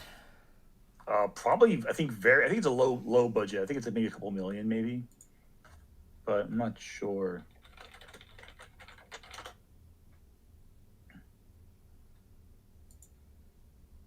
You wanted to get a sandwich? Oh no, actually, this Ew. was cheaper than Obsession. Okay. This was like a much lower budget than Obsession, actually. That makes sense. Yeah. Oh yeah. Once you realize that, you're like, actually, that adds up.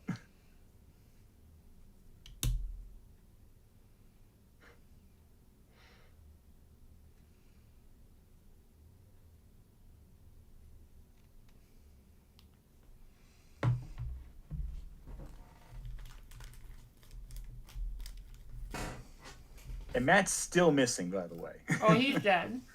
Yeah, Matt's fucked. But They're not saying it, is but- Matt is Matt dead? I don't know. He might be okay. He's a ghost now. Yeah, no body means, you know.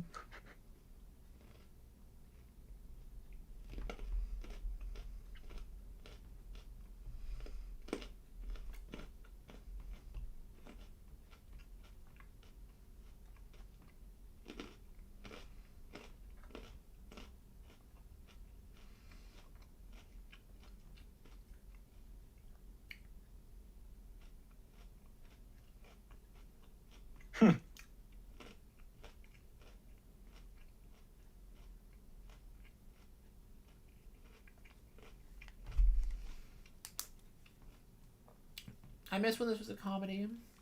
Right? I think it's pretty funny. Where's that?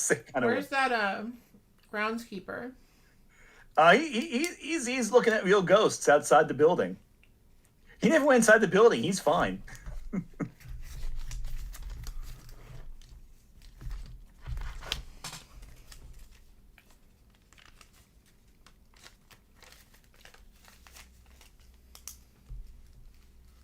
Yes. Yes. Yeah. Oh, I hate it when that happens. It's always the worst.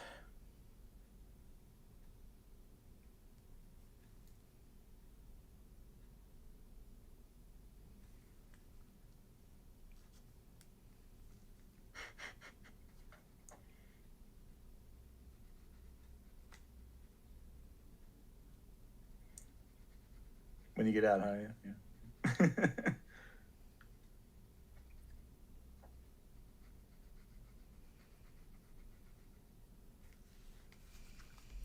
I love the trying to logic the way out of the Lovecraftian nightmare location, as though that's how it works. It's like, yeah, if we just do this, we'll figure it out. It'll be fine. Be It was, fine, guys. it was 2010. Paranormal Activity was still like a new thing.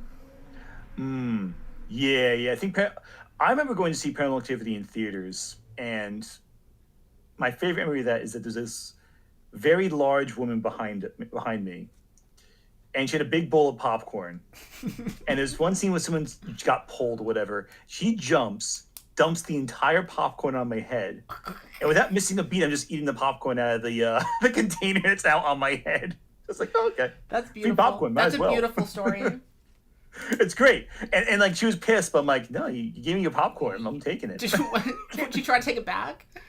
Yeah, she tried taking it back. I'm like, no, you let it go. It's mine now. Wherever she is, I hope she's doing good. I hope she has better luck with. Oh, there you go. And now we get into the poltergeist territory of the film. That would have made a jump scare, I think. That would have made her throw the popcorn in my head. Oh, they're probably lobotomizing Matt. Yo, yeah. It's funny you saying that. There are worse things than death in this movie.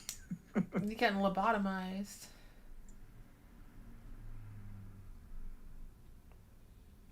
Oh, yeah, as above, so below. It's another great they're being one. attacked by a bed. Yep. Yeah, that's how you know this movie's going to kick into high gear when the bed start attacking you.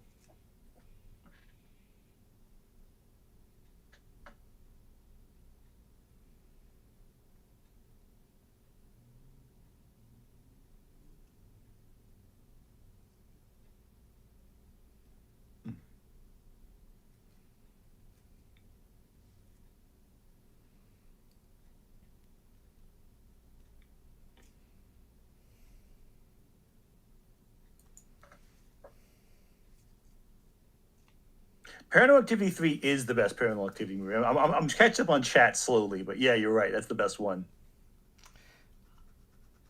I only ever saw Is the first Antoon one. Oh, sorry, I cut you out there. I only ever saw the first one. You know what? They are fun movies if you were watching it as they came out every year. But I can't, in good faith, recommend any of them after their heights. The theater experience was the fun part. Yeah, when you first watch them with a crowd, that's the only way to watch it. Oh well.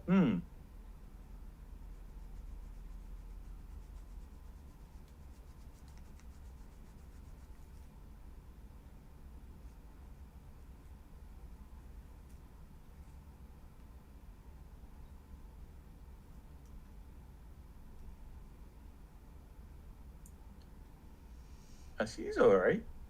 Ooh.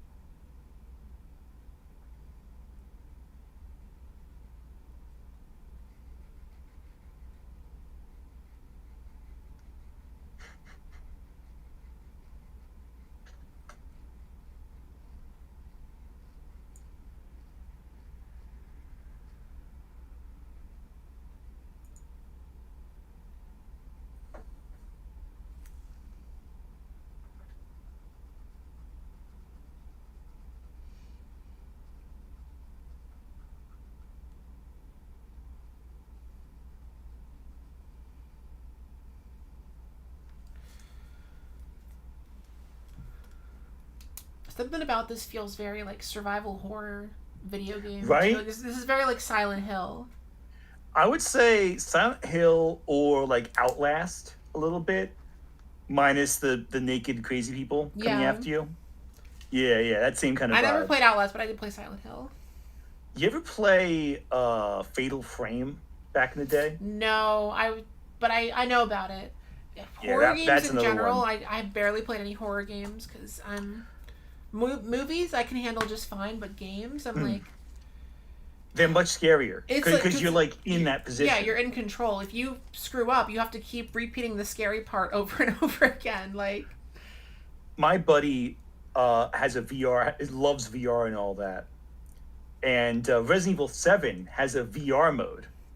Yeah, no way.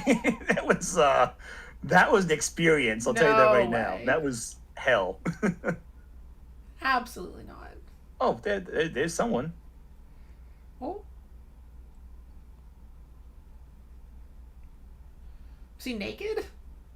I'm sure this would go wonderfully. Now, they have the little gown, the hospital gown. Time to see that budget in full motion. See, this being Canadian, them saying Matt, I'm also picturing Matt from Nirvana the band. Oh yeah.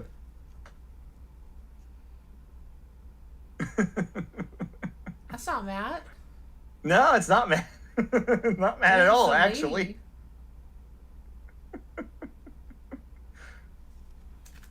Uh-oh.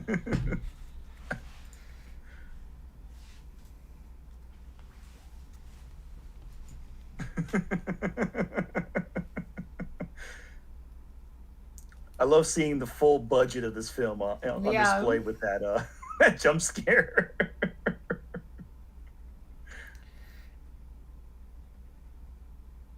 Now, if you can believe it, that's the scene they put in all the trailers too. Is that considered a jump scare? Because it's like we saw it coming. Oh yeah, no, it wasn't even like I wouldn't even consider it a scare, honestly. It's just kind of like the goofiest, cheapest effect you can get on, Da Vinci, basically.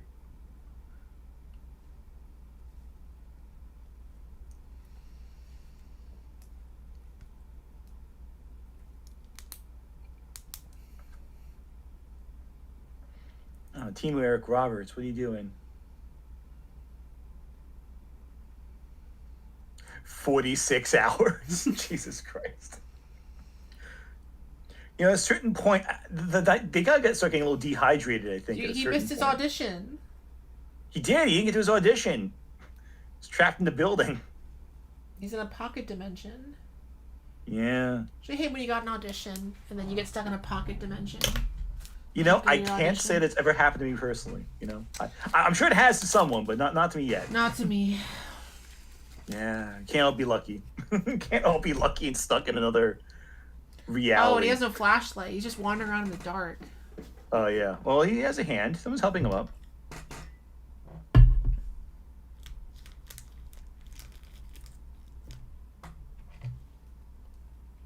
See, the ghost is helping him out at this point. I don't have to tell you.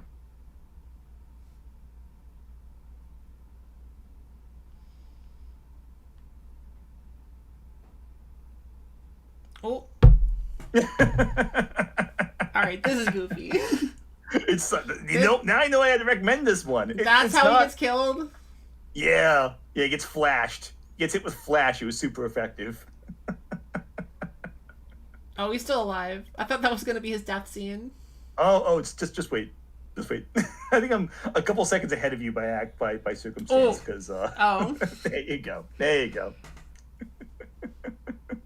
Like I said, it's flash, super effective. Yo, thank you for another $2. That jump scare was memed on for years after.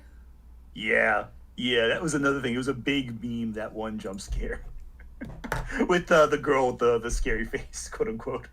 I'm gonna pull this up. I want to see if I can. It's great. You can find it. This was everywhere for a while.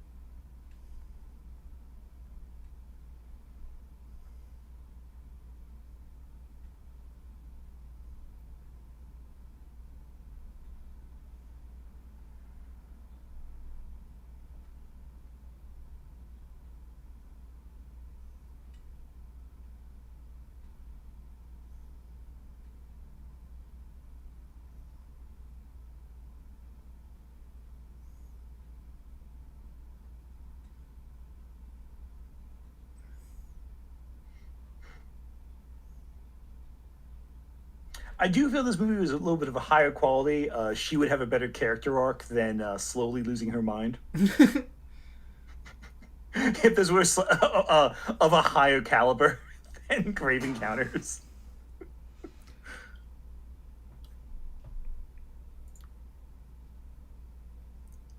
Such a fun movie, though. It's so goofy.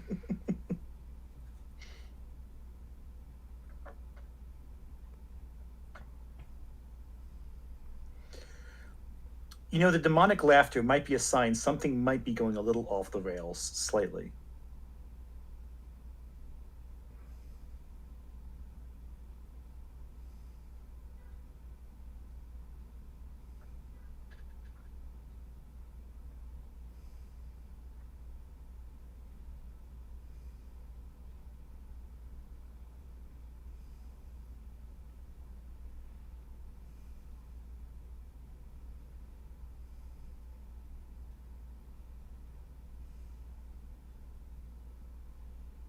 Yeah.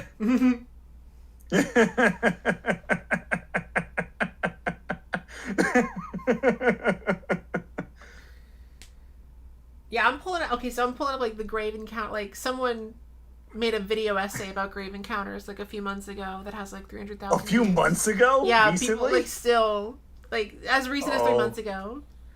I love Uh-oh. it. That's great. That's great. Anyone who does like, I'm surprised what was it, Dead Meat hasn't done like a Grave Encounters video at this point. This is a channel called I feel like It's Greaves. It has 27,000 subscribers. It's like a horror movie channel. Oh, it's brand new. It's Oh, only I been gotta around look for at this 4 later. months. Okay. I gotta look at that. It's gonna be fun. Right, oh, so- there's Matt.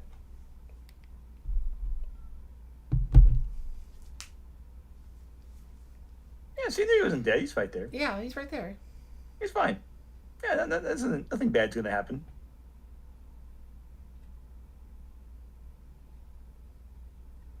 He seems okay.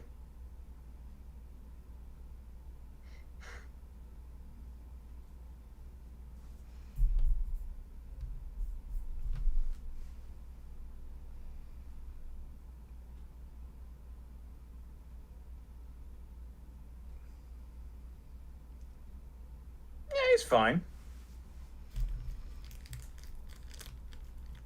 He's got a new outfit going on. Nothing wrong there.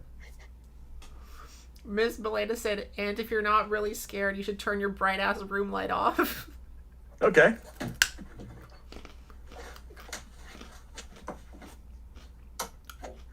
Nice. You still got lights on. You still have the overhead light. What is on you? Is it the Headless Horseman on your shirt? Oh yeah, it's a Sleepy Hollow shirt. Sick. Have you been to Sleepy Hollow? Yeah, I went there a couple years ago. I'm not far from there, so it's Yeah. like not a particularly long trip. Yeah, It's fun. same. I've been there too. I haven't been to Salem, but I've been to Sleepy Hollow. Have not been to Salem either, unfortunately. That'd be fun.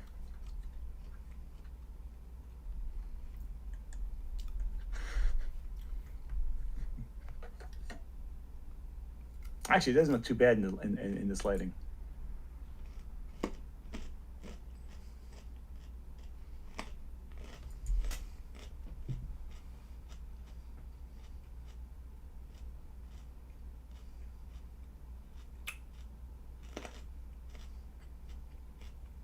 Yeah, Matt seems okay.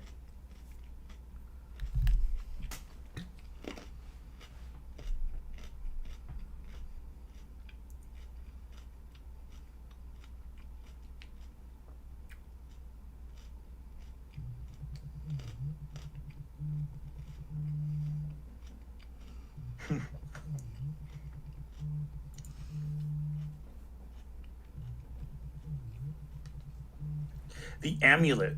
Oh yeah. That's a good one.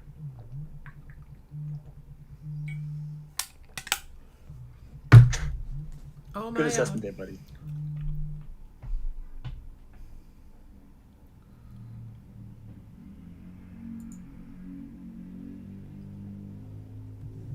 Yeah, they should be dropping from dehydration at this point. Like, it's been multiple days of just them running around in these halls. Ms. Molina says, "I love Pocket Dimension Hell movies. I need to watch Vivarium." Yes, I've not seen Vivarium that. is great. That's one. Is that the one with Jesse Eisenberg?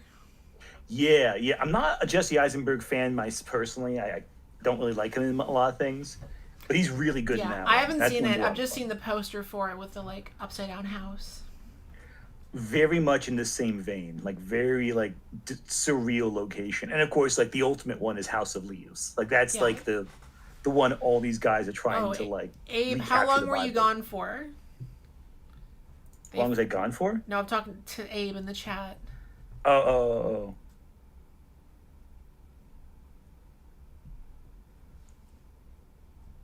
You missed Matt. Matt has returned, but Matt's back. but now his brain is messed up. Matt's doing okay. Oh, they're doing all right. They just want to give him a hand. That's all.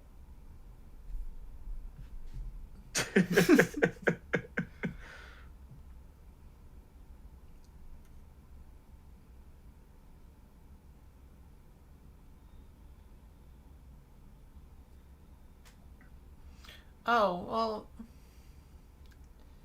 Oh no, there's hands in the ceiling. Don't you hate it when your room's getting handsy with you and like they want to give you a handshake? You know, That's the like whole a building. that's like a suburban haunted house type of thing. Yeah, that reminds me of what was it VHS did a similar effect at the end of the movie where like all the hands start bursting out of the walls. It's such a simple but Yeah. freaky visual. Hmm.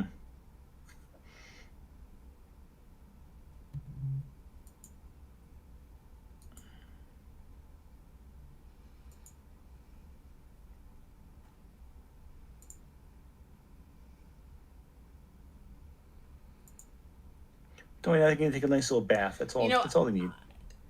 I would have also thought their cameras would have run out of battery by now too.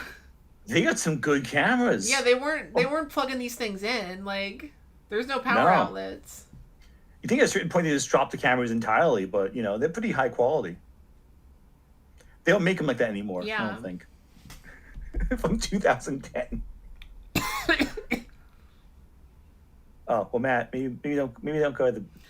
Oh, buddy. Oh no, something's gonna come Oh, out of that Matt. tub. Something's gonna come out Yeah, of that that's a tub, man. that's a bathtub of Oh, I blood. knew Yeah. it. I knew it. I knew it. I knew something was gonna come out of that tub. Oh, don't you hate it when your bathtub of blood just springs out demons? It's terrible. Ugh.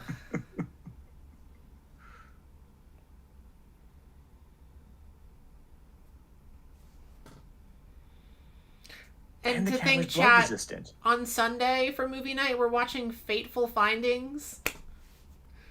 We're watching a Neil Breen movie on Sunday for my next stream. Another high quality film. Matt, don't laugh. The Matt finds this very funny. bathtub just ate your friend. Matt's just happy to see Fateful Findings. That's all he is. He's excited to be there. You got a little fake blood on the lens. Yeah, you may want to wipe it off. Looks like wine. A little bit, right?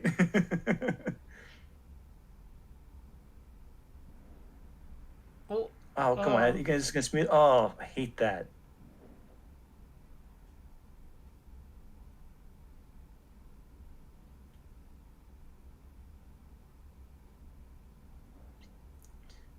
I think you cleaned it better between shots at some point. it's a bloodbath. Duh. Yeah. Actually, That I'm can making be fun of you for that, but I just thought that too. that can Actually, Ms. Millie, that could be your letterbox review. It's literally a yeah, bloodbath. it is a. Oh, I love it.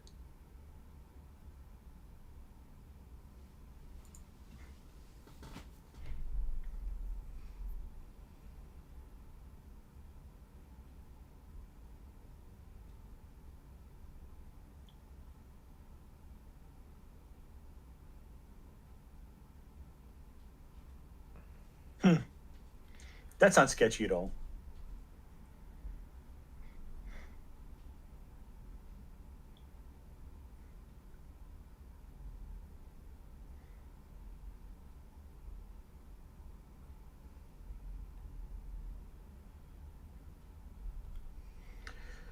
It's not gonna Like, do you work. really think the elevator into cosmic horror location is going to lead to a good place?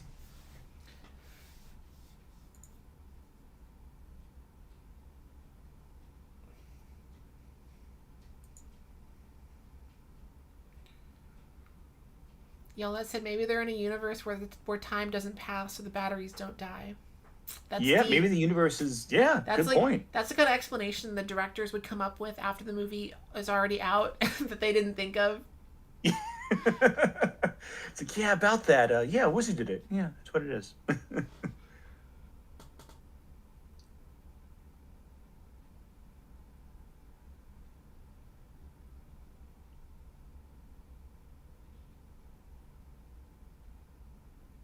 A weapon.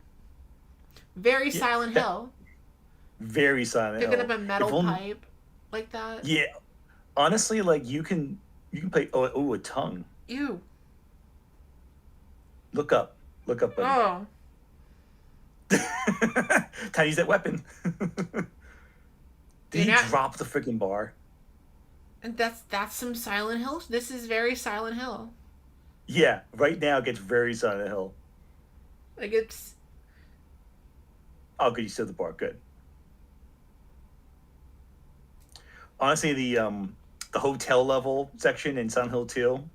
Yeah, I was gonna say it reminds me of Yeah. the in the apartment, like any of Yeah, the like, apartments. big They're in a indoor hotel. You're right. buildings. Honestly, totally that. Almost like this pyramid had to show up behind like a room and we're in Yeah. business. I don't think there's any mannequins in this movie though. That'd be like perfect Silent Hill.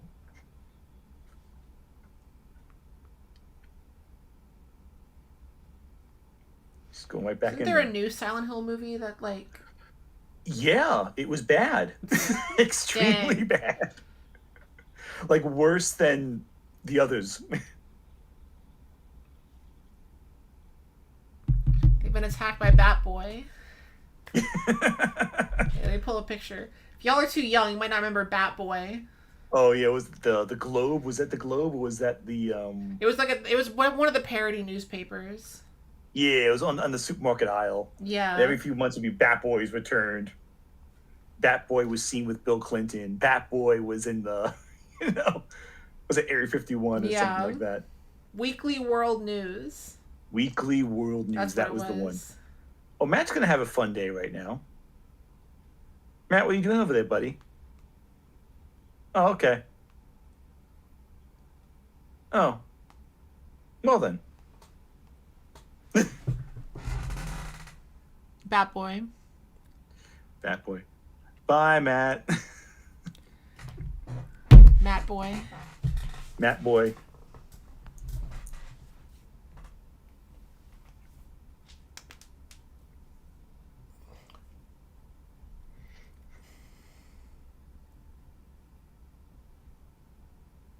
I love they know what happened to Matt more than they know what happened to Emu Eric Roberts. Yeah, they haven't even brought Yeah, up he did. they haven't even brought him up at all.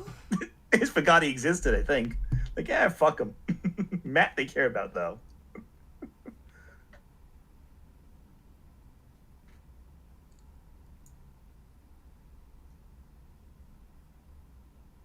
Yeah, oh yeah. This is some of you young kids. This is your first time learning about Bat Boy. It's a whole So universe of. Weekly World News, it was kind of it was a parody of tabloid magazines. It ran from like the 80s until like 2007. And they would put it in supermarkets like right next to actual tabloids. But it was like it was the parody of tabloids. And I wish they still existed because tabloids still exist. Why can't the parody still exist? If the Inquirer is still getting like a rotation of readership, Weekly World News deserves that viewership too. Like, that's the one in Men in Black when they're saying, "Oh, the tabloids have all the real news." That's what they really talk about Weekly World News more than Inquirer, because that would be the ones like, "Oh, aliens seen having dinner at McDonald's with George W. Bush." In 2024, it was reported by Deadline that Netflix was developing a Bat Boy live-action TV series. The world is worse off that it never got further than like talks. This is from 2 years ago, you know? Maybe they'll bring it back. You know what they probably did? They probably canceled that to make another season of Avatar: The Last Airbender. Yeah, probably. Live action. It was going to be a coming-of-age series. For Bat Boy. For Bat Boy, yeah. Maybe DC sued them? told them to interfere with their like Batman license. Oh no. Oh, she's not doing too well.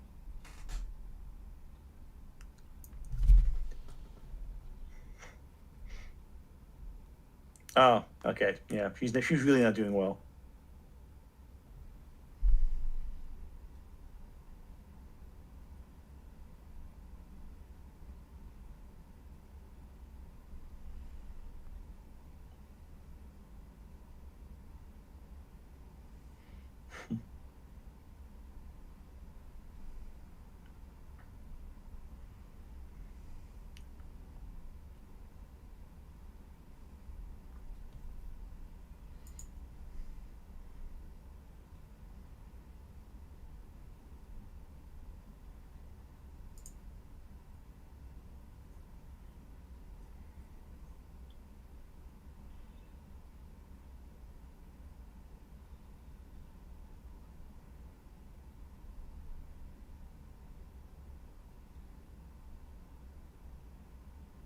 Mm.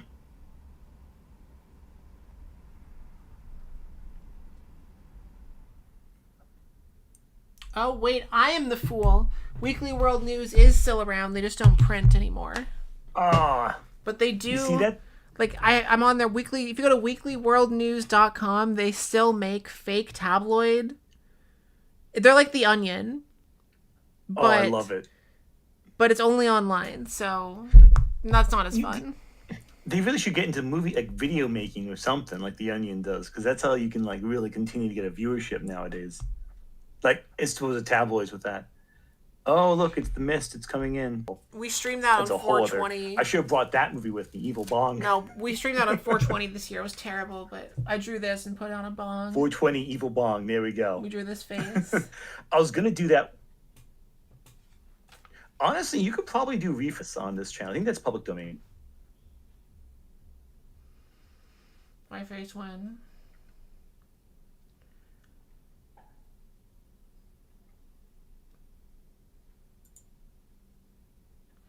I want your brain.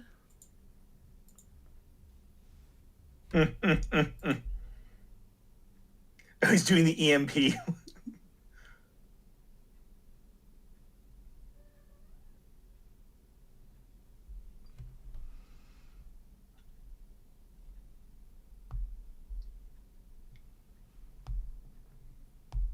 I love it, despite them being stuck in this hellscape for like several like days at this point. They still seem freshly showered and his hair's still styled.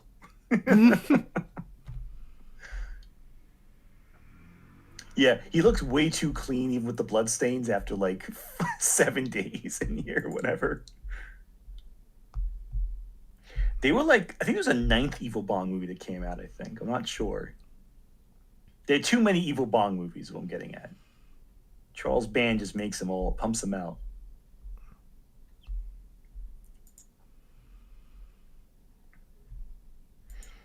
I think they crossed over with the Ginger Dead Man too, I think. The Evil Bong films, like continually.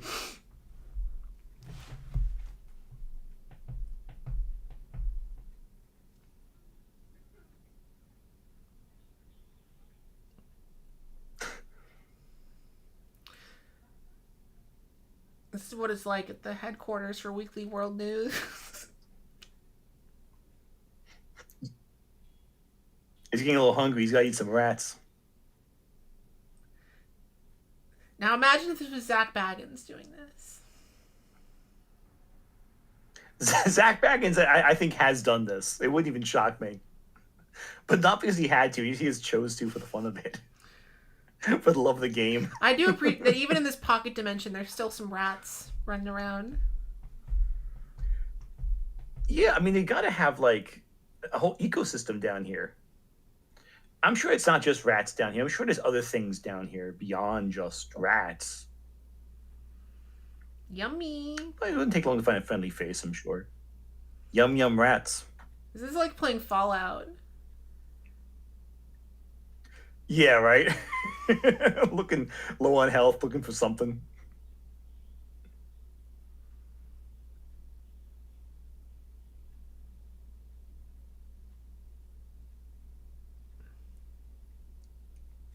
Oh, See, I just believe Zach Baggins does for the fun of it while on his haunted house places.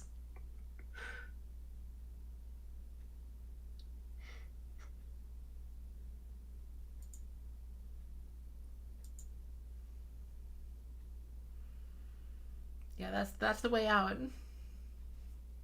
Hmm. That seems sketchy. I'm sure it's fine. I'm sure it's.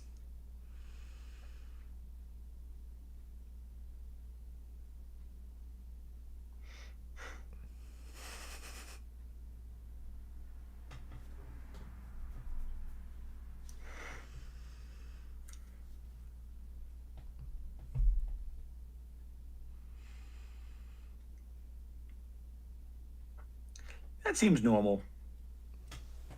Why, Ryan? What do you mean? What did you just walk into? You didn't walk into anything. This is a live stream. You're not walking. But okay, I'll put the face away. Mm.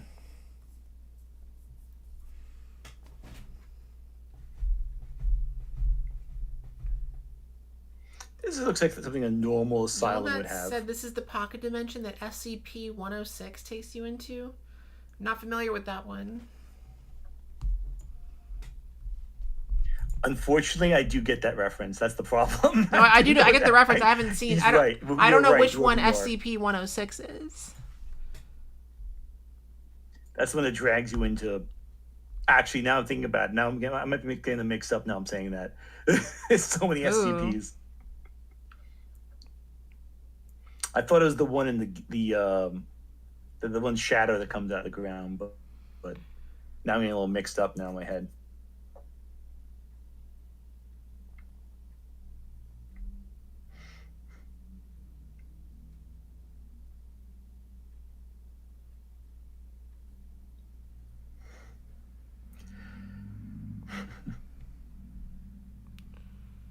That looks like a safe, non-lobotomizing device to use.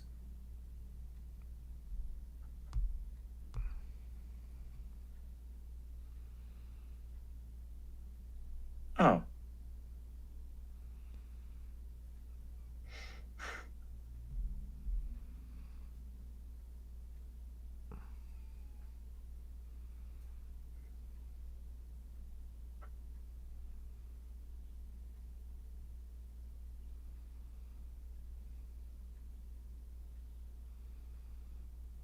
Oh. Eh. It's Sean Connery. Oh. It's a Sean Connery guy. Whoa. You fucked up his skull, buddy. I love he made the stock like lion roar sound effect. Don't you love it? If you're gonna make a jump scare, you might as well go all the way.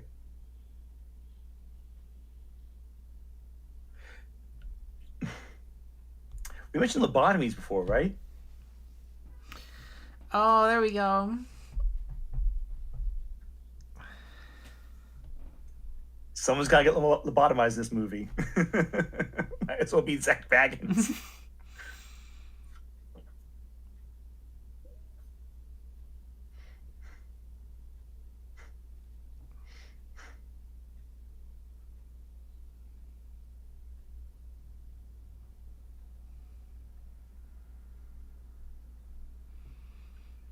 Surprisingly functional after lobotomy. Dang, okay, Vicious Brothers. And that's it.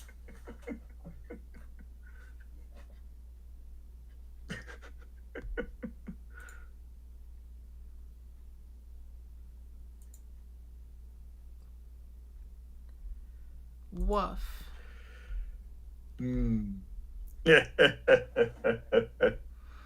High quality cinema, am I right? So what is the second one? So the second one is like, is the second one, is it like a thing where terrible? It's like, is it like, oh, this first movie was real and now we're going to go back to the asylum, and it's like different people there? You would think that's what it's about, but it's actually them. It's actually about the first one's real, and now we're going to look up the production of the first one. Because it's like it's like kind of like, oh, this movie came out, Grave Encounters. It's directed by the Vicious Brothers. There's these actors listed on it.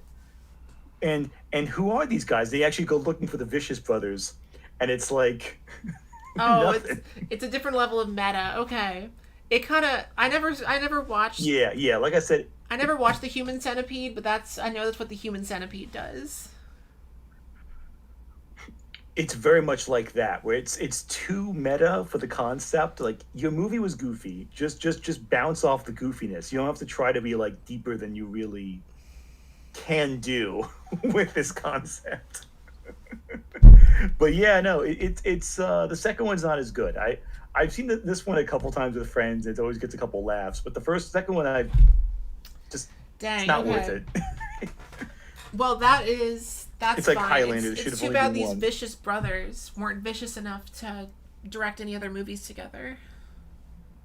Because they really Yeah, apparently not.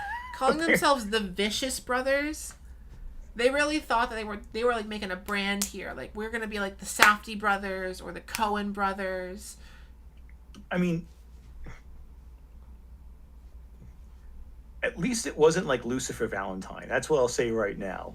At least it wasn't like a Lucifer Valentine situation where you hope they stop making movies. I love no rats were eaten during the making of this film. They had to put that in there. No. I love that they capitalized every word in that No, sentence it's like also. no. This is Just to be clear, we didn't actually eat that rat. no. This was one. No, no, no rat. No animals were harmed. It was a fake rat. We didn't kill it. We switched it out. It's fine, guys. That's the point that you have to. Actually, But they didn't horror put fans get like worked up if you hurt animals. they Like didn't if put you hurt an animal in the production, yeah they will. they didn't put no animals were harmed. They specifically put no rats were eaten. They got specific. Yeah, specifically. All right, so this is the point in my stream where I go and read. Oh, the I'm gonna go read everyone's Letterboxd reviews because that's what we do. So everyone, leave your oh hell Letterboxd yeah, hell reviews. yeah. I'll Let's give you a do it. minute or two. Write something funny. Write something. The top review on Letterboxd Hang just on. says rat mukbang. Mukbang. That's the top review. Yeah, yeah. That is accurate. That is accurate. That is accurate. We really did zoom on that rat quite a bit.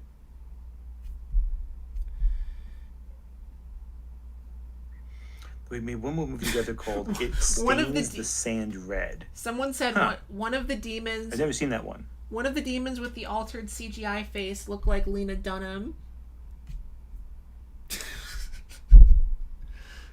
Honestly, slightly less terrifying. I agree. Slightly less terrifying than Lena Dunham. Would you rather go to the haunted asylum from Grave Encounters or hang out with Lena Dunham for a day? Oh, I can hang out with Lena Dunham. Therein lies the question. I can. Yeah, yeah. I choose Lena Dunham over rat eating any day. Yeah. I can deal with it. At least Lena Dunham won't make me eat a rat. At least as far as I know. You say that, but you can't say it with full confidence though. She might just. I don't know enough about Lena Dunham to say one way or another. Yeah, no. Alright, I'm gonna read I your know reviews. enough to know. Oh, I most likely won't. Most likely, and that's the only thing I can say. Let's see. I gotta figure where my reviews start. Also, shout out to. Oh, did they do Strange Harvest? Really? That was pretty good, actually. I like Strange Harvest. Huh. Okay.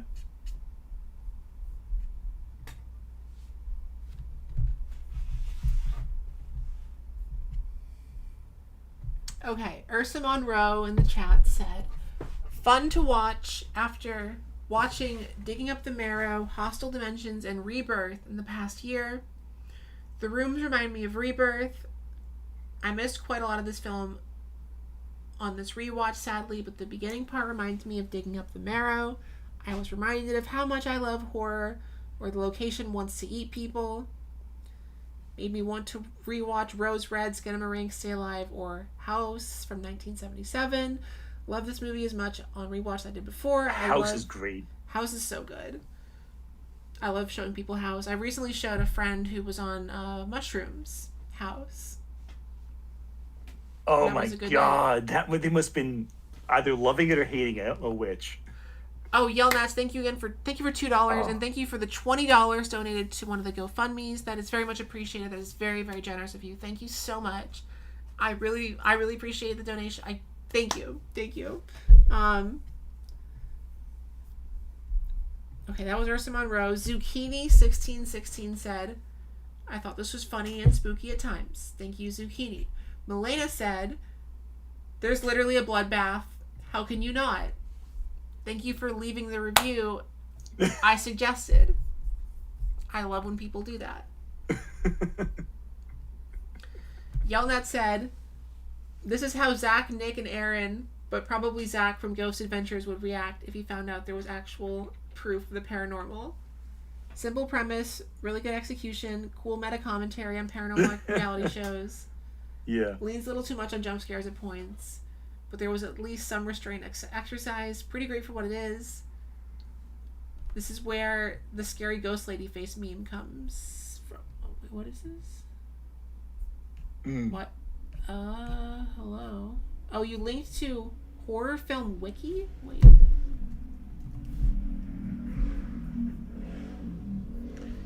Harvey House in yeah. the show House MD would go crazy on God. You also linked House with House in the House from House. The House from House. Yeah, House from House in the House from House. That would be quite the experience. Maybe slightly more surreal than House itself in either respects.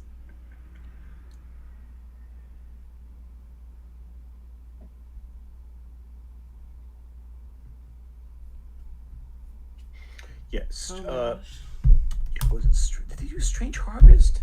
No, it's wild if they did that. All right. Who else? Oh, they Snowy. did. Oh, that's right. Sorry, cut you off there. Snowy said Grave Encounters walked, so those 3 a.m. YouTube challenge videos could run. Yeah. Hey, don't drink Yes. Among Us potion from McDonald's at 3 a.m. Don't order Poppy Playtime Happy Meal from McDonald's at 3 a.m. In case you haven't heard that recently. Wait a second. Actually, looking at. Oh, sorry. No, go ahead. Damn. No, I was gonna say I was looking at the Vision Brothers Wikipedia. I've actually seen more of their films than I realized, like the two directors individually. Spiral was an odd one. Okay, so if you can believe that, one of the brothers did a gay Get Out movie. What? Like basically Get Out, but for gay people. Yeah, no. So Spiral is I actually reviewed this when I used to write for CBR back in the day, when it came out on Shudder.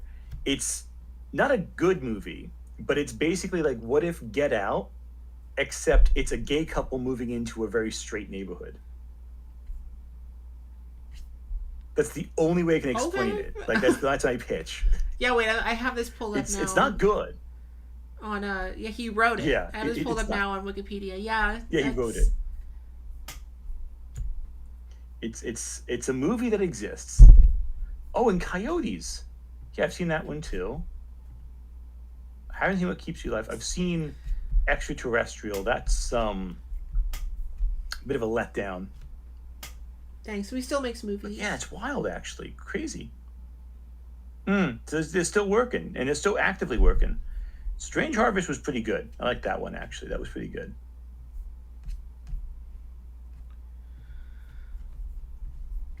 All yeah, right. Coyotes had Justin Long and Kate Bosworth in it. Shout out Justin Long. Yeah. All right. Evil. Togata1 said... Justin Long in a horror film. It's... Togata1 said, asylums are scary because there are psychiatrists there. I watched this at 3 a.m. You watch this at 3 a.m.? Go to bed. It's late.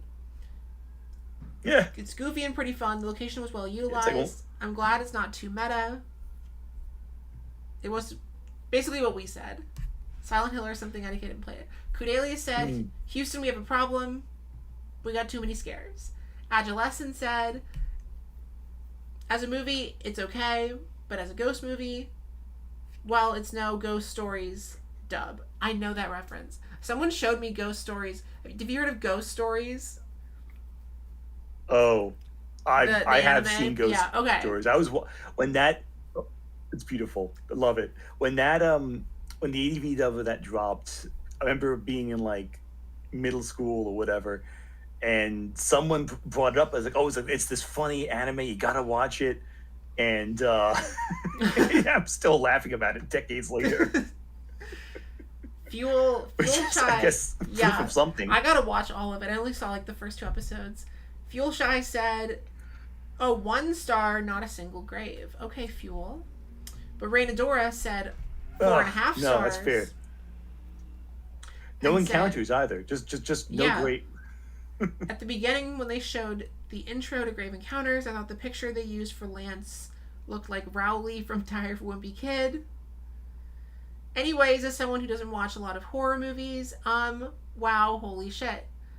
Edit, because I forgot I wanted to say, imagine if Life of Luxury had to deal with this.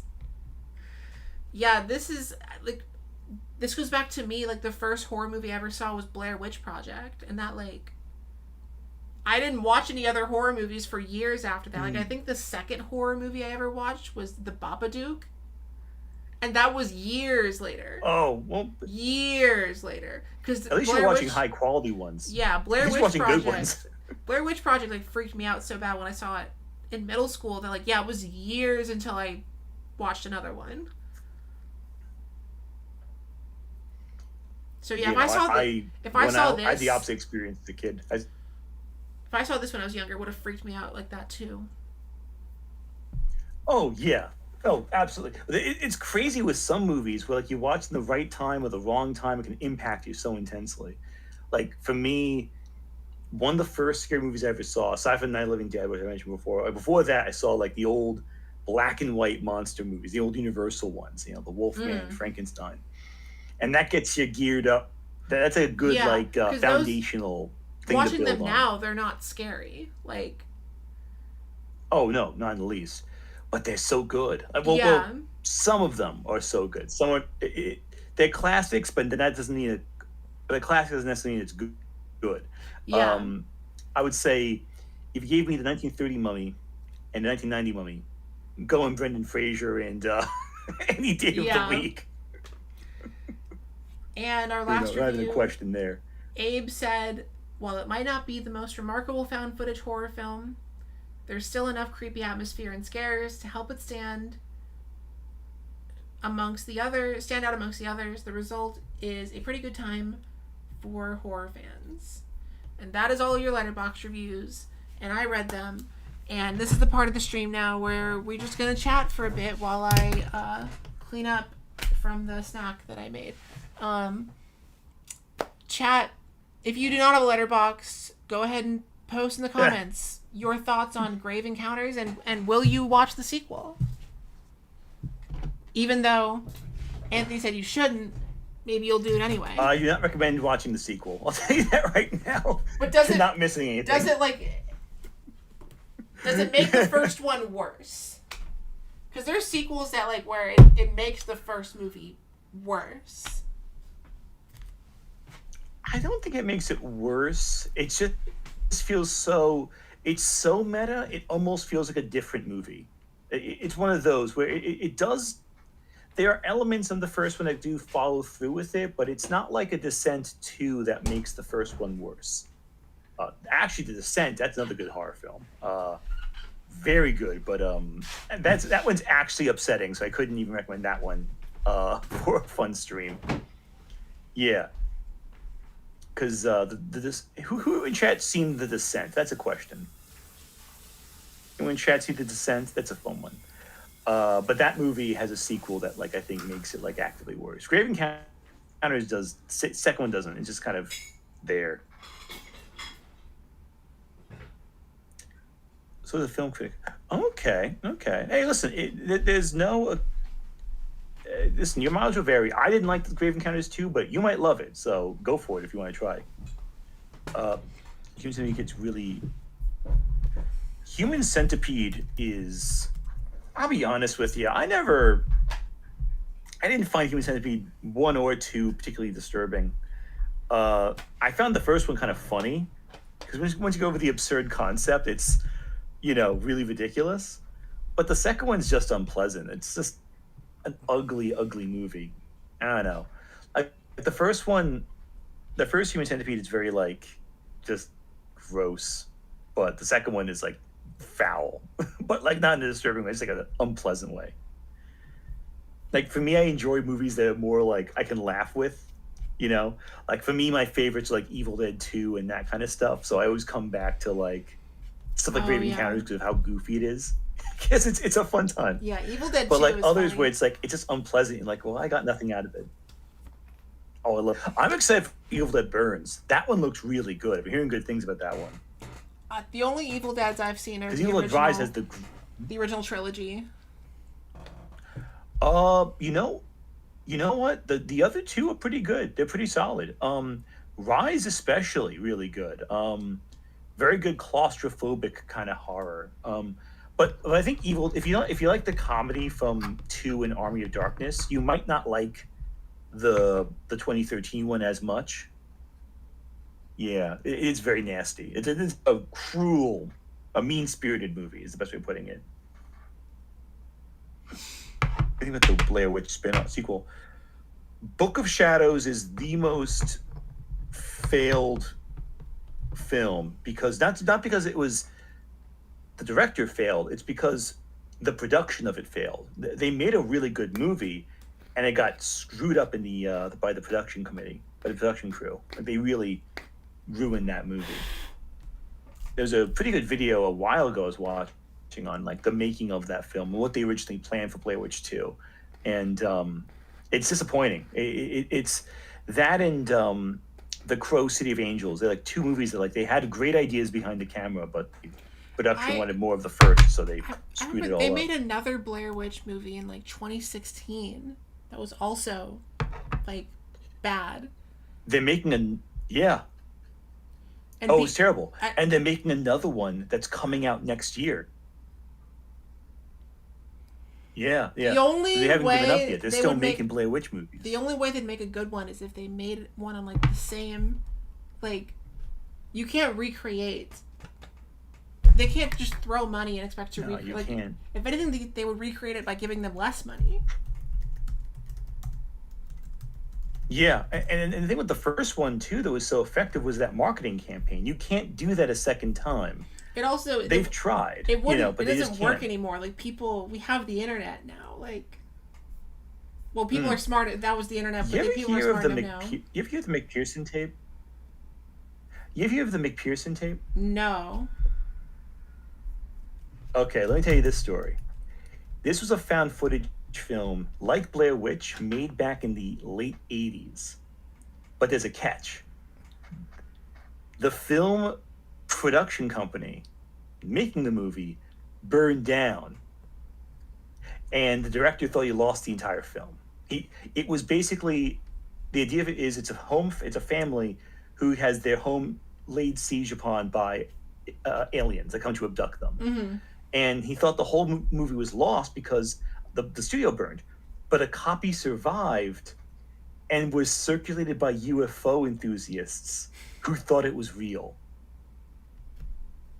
That's so funny. So the tape was circulating in the UFO, like the Ancient Aliens proto group for like years. And the director had no idea. He didn't know it was still around. He thought it was lost. And then but the version had like the credits cut off, so it looked like it was like just a footage that was like edited, hobbled together. Someone's got to add that. And the Wikipedia for just like, wait a second, that's my fucking movie. The Wikipedia for that I looked this up. The Wikipedia doesn't. Someone's got to add that info because that's not even on the Wikipedia page. That should be it's on there. not? No, that should That's be like on a there. part of the story that's a great little bit of detail. Because I first heard about it on an old Alien documentary. They were referencing it. Also, hold on, y'all. I'm Oh trying to think wow, of my. that's weird. Oh wait, the production. Uh, I'm someone who, when I'm like wow, researching a I'm surprised you movie, didn't. when I'm researching a movie for a video, Uh, if the Wikipedia page is missing info, I will add it. So if you go to the Wikipedia page for like they/them, Juwana Man, this lesbian vampire killer, like hmm I've added stuff to those Wikipedia pages that was not there before. Someone's got to do it. That is devotion. You know what? You know what? Credit to you for that. That is the work of a saint. Like you go to the But yeah, no, there lesbian was vampire killers Wikipedia page, I added a whole paragraph to the production notes. That was me. I did that. oh, I love it. Oh, I love it. That's great. You are doing God's work on that front. I'll tell you that right now. That's fucking fantastic. Someone's got to do it. Someone's got to do it. That's someone. If you don't, then who else will? That's cool. I love that. No, no. I think the McPherson thing. I think there's a documentary that talked about it. Oh, I don't think it's like a particularly obscure detail. I'm pretty sure the IMDb trivia even has it. So I'm surprised it's on the Wikipedia page. I mean, I guess Wikipedia. Some people just like where's the never end up trivia? adding info for some reason. I guess so. Oh yeah, it's on. It's on the IMDb page. Yeah. So it's on there. Um, hell yeah. Uh, it was the director was selling VHS copies via email. He was doing the Fateful Findings Neil Breen thing. If you go to his website, you order the DVD. That's cool. Okay, no one left. There were. And there was a remake too of the McPherson thing. Oh, what's up? No one has said Timu Eric Roberts in the review, so I'm gonna go ahead and leave that as my review. You gotta leave Timo Eric Roberts in there. It's essential.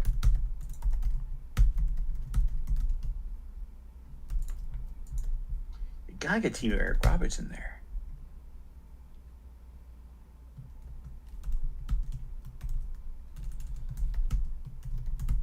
Wait, what was it? Love the Dead so much. The Pro-Natalist. Which Pro-Natalist? Rise. Oh, Rise.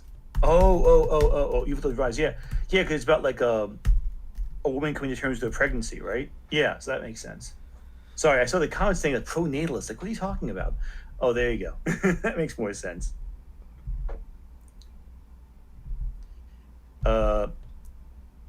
Videodrome. Oh, that's a good one. Look, I'm just looking at the comments, seeing what you guys are talking about. Videodrome is great. Oh, I love anything Cronenberg. I'm gung ho about. All right, I said the Shame that what's his name is in Videodrome. The psychic medium guy looks like if they ordered Eric Roberts off Timu, and that will be my Letterboxd review. Yeah, and it's bizarre. You would think Eric Roberts would just show up. He's showing up in some weird movies. He was probably Like busy filming like six there's other an movies. asylum. What's He's probably too busy filming six other God? movies. Yeah, probably. Let's see At what the else. same time. You know what? I'm gonna Well, look at there what was, else he was in 2011. There was. Yeah. What was he in? That's a good question. Maybe he was in that Talking Cat movie. Oh no, that was like 2012. That was 2012. I love how career. 2011. He was in Burn Notice. That's a show that Shannon's exists. Rainbow. He was in Chillerama.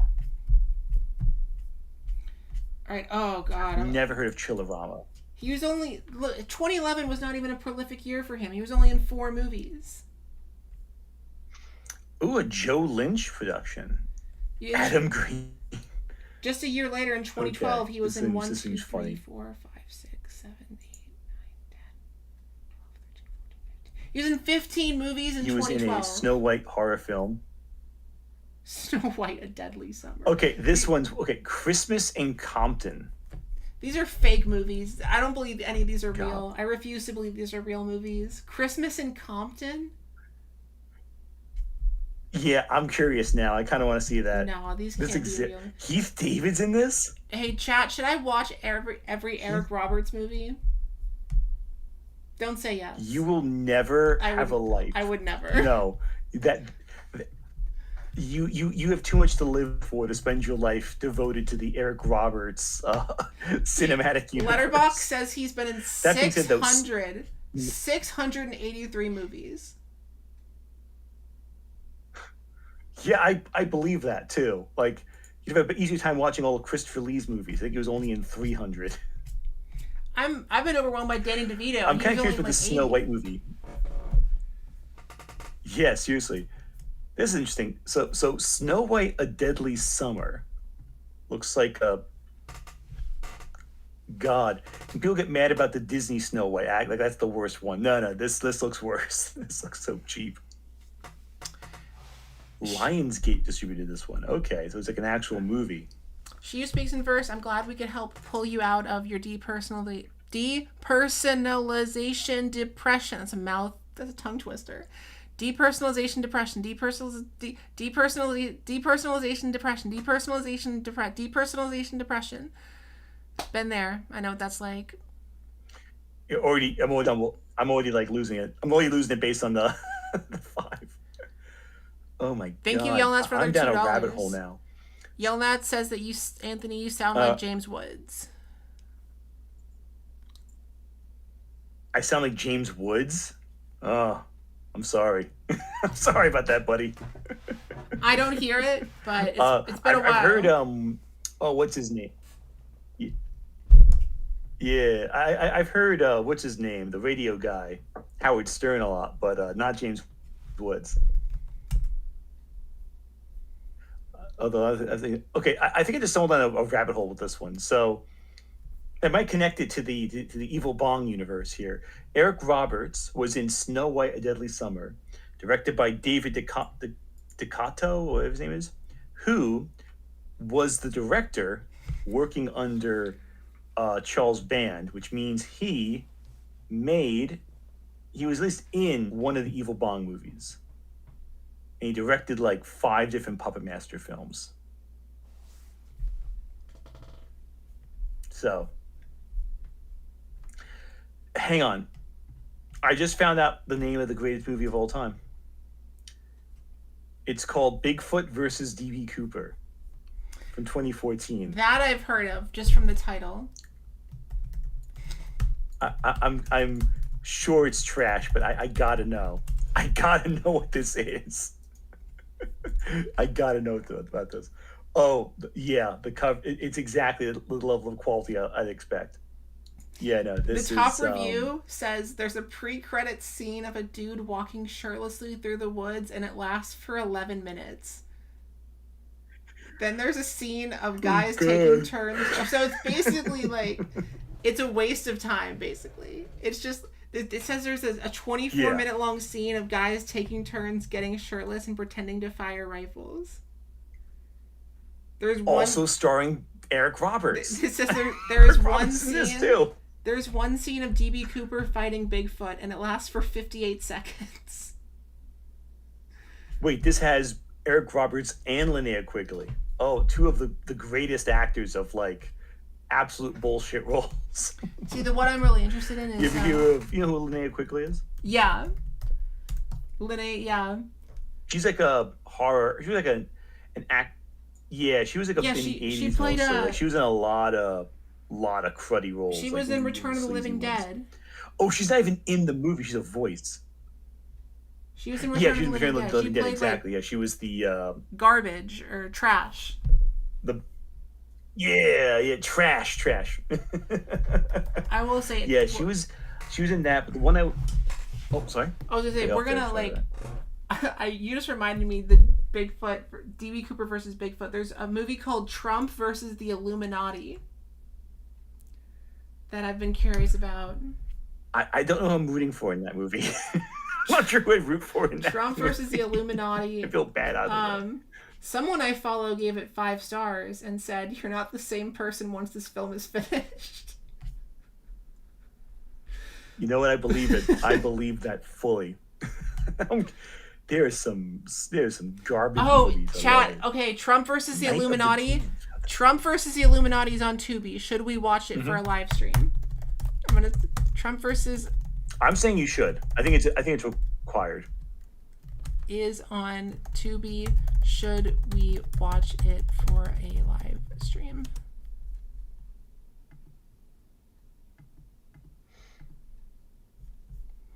Should have Dead Domain on as a guest? I would love to have Dead Domain on as a guest, but Dead Domain is a much bigger channel than I am. And I have learned, I don't know if you... Dead Domain... I don't know if you've experienced this, but I've certainly experienced this. There's echelons to YouTube, and I feel like people who have like 500,000 subscribers don't really talk to the people who have 100,000 subscribers. Yeah, no. I always get nervous. I always get scared talking to people who are like...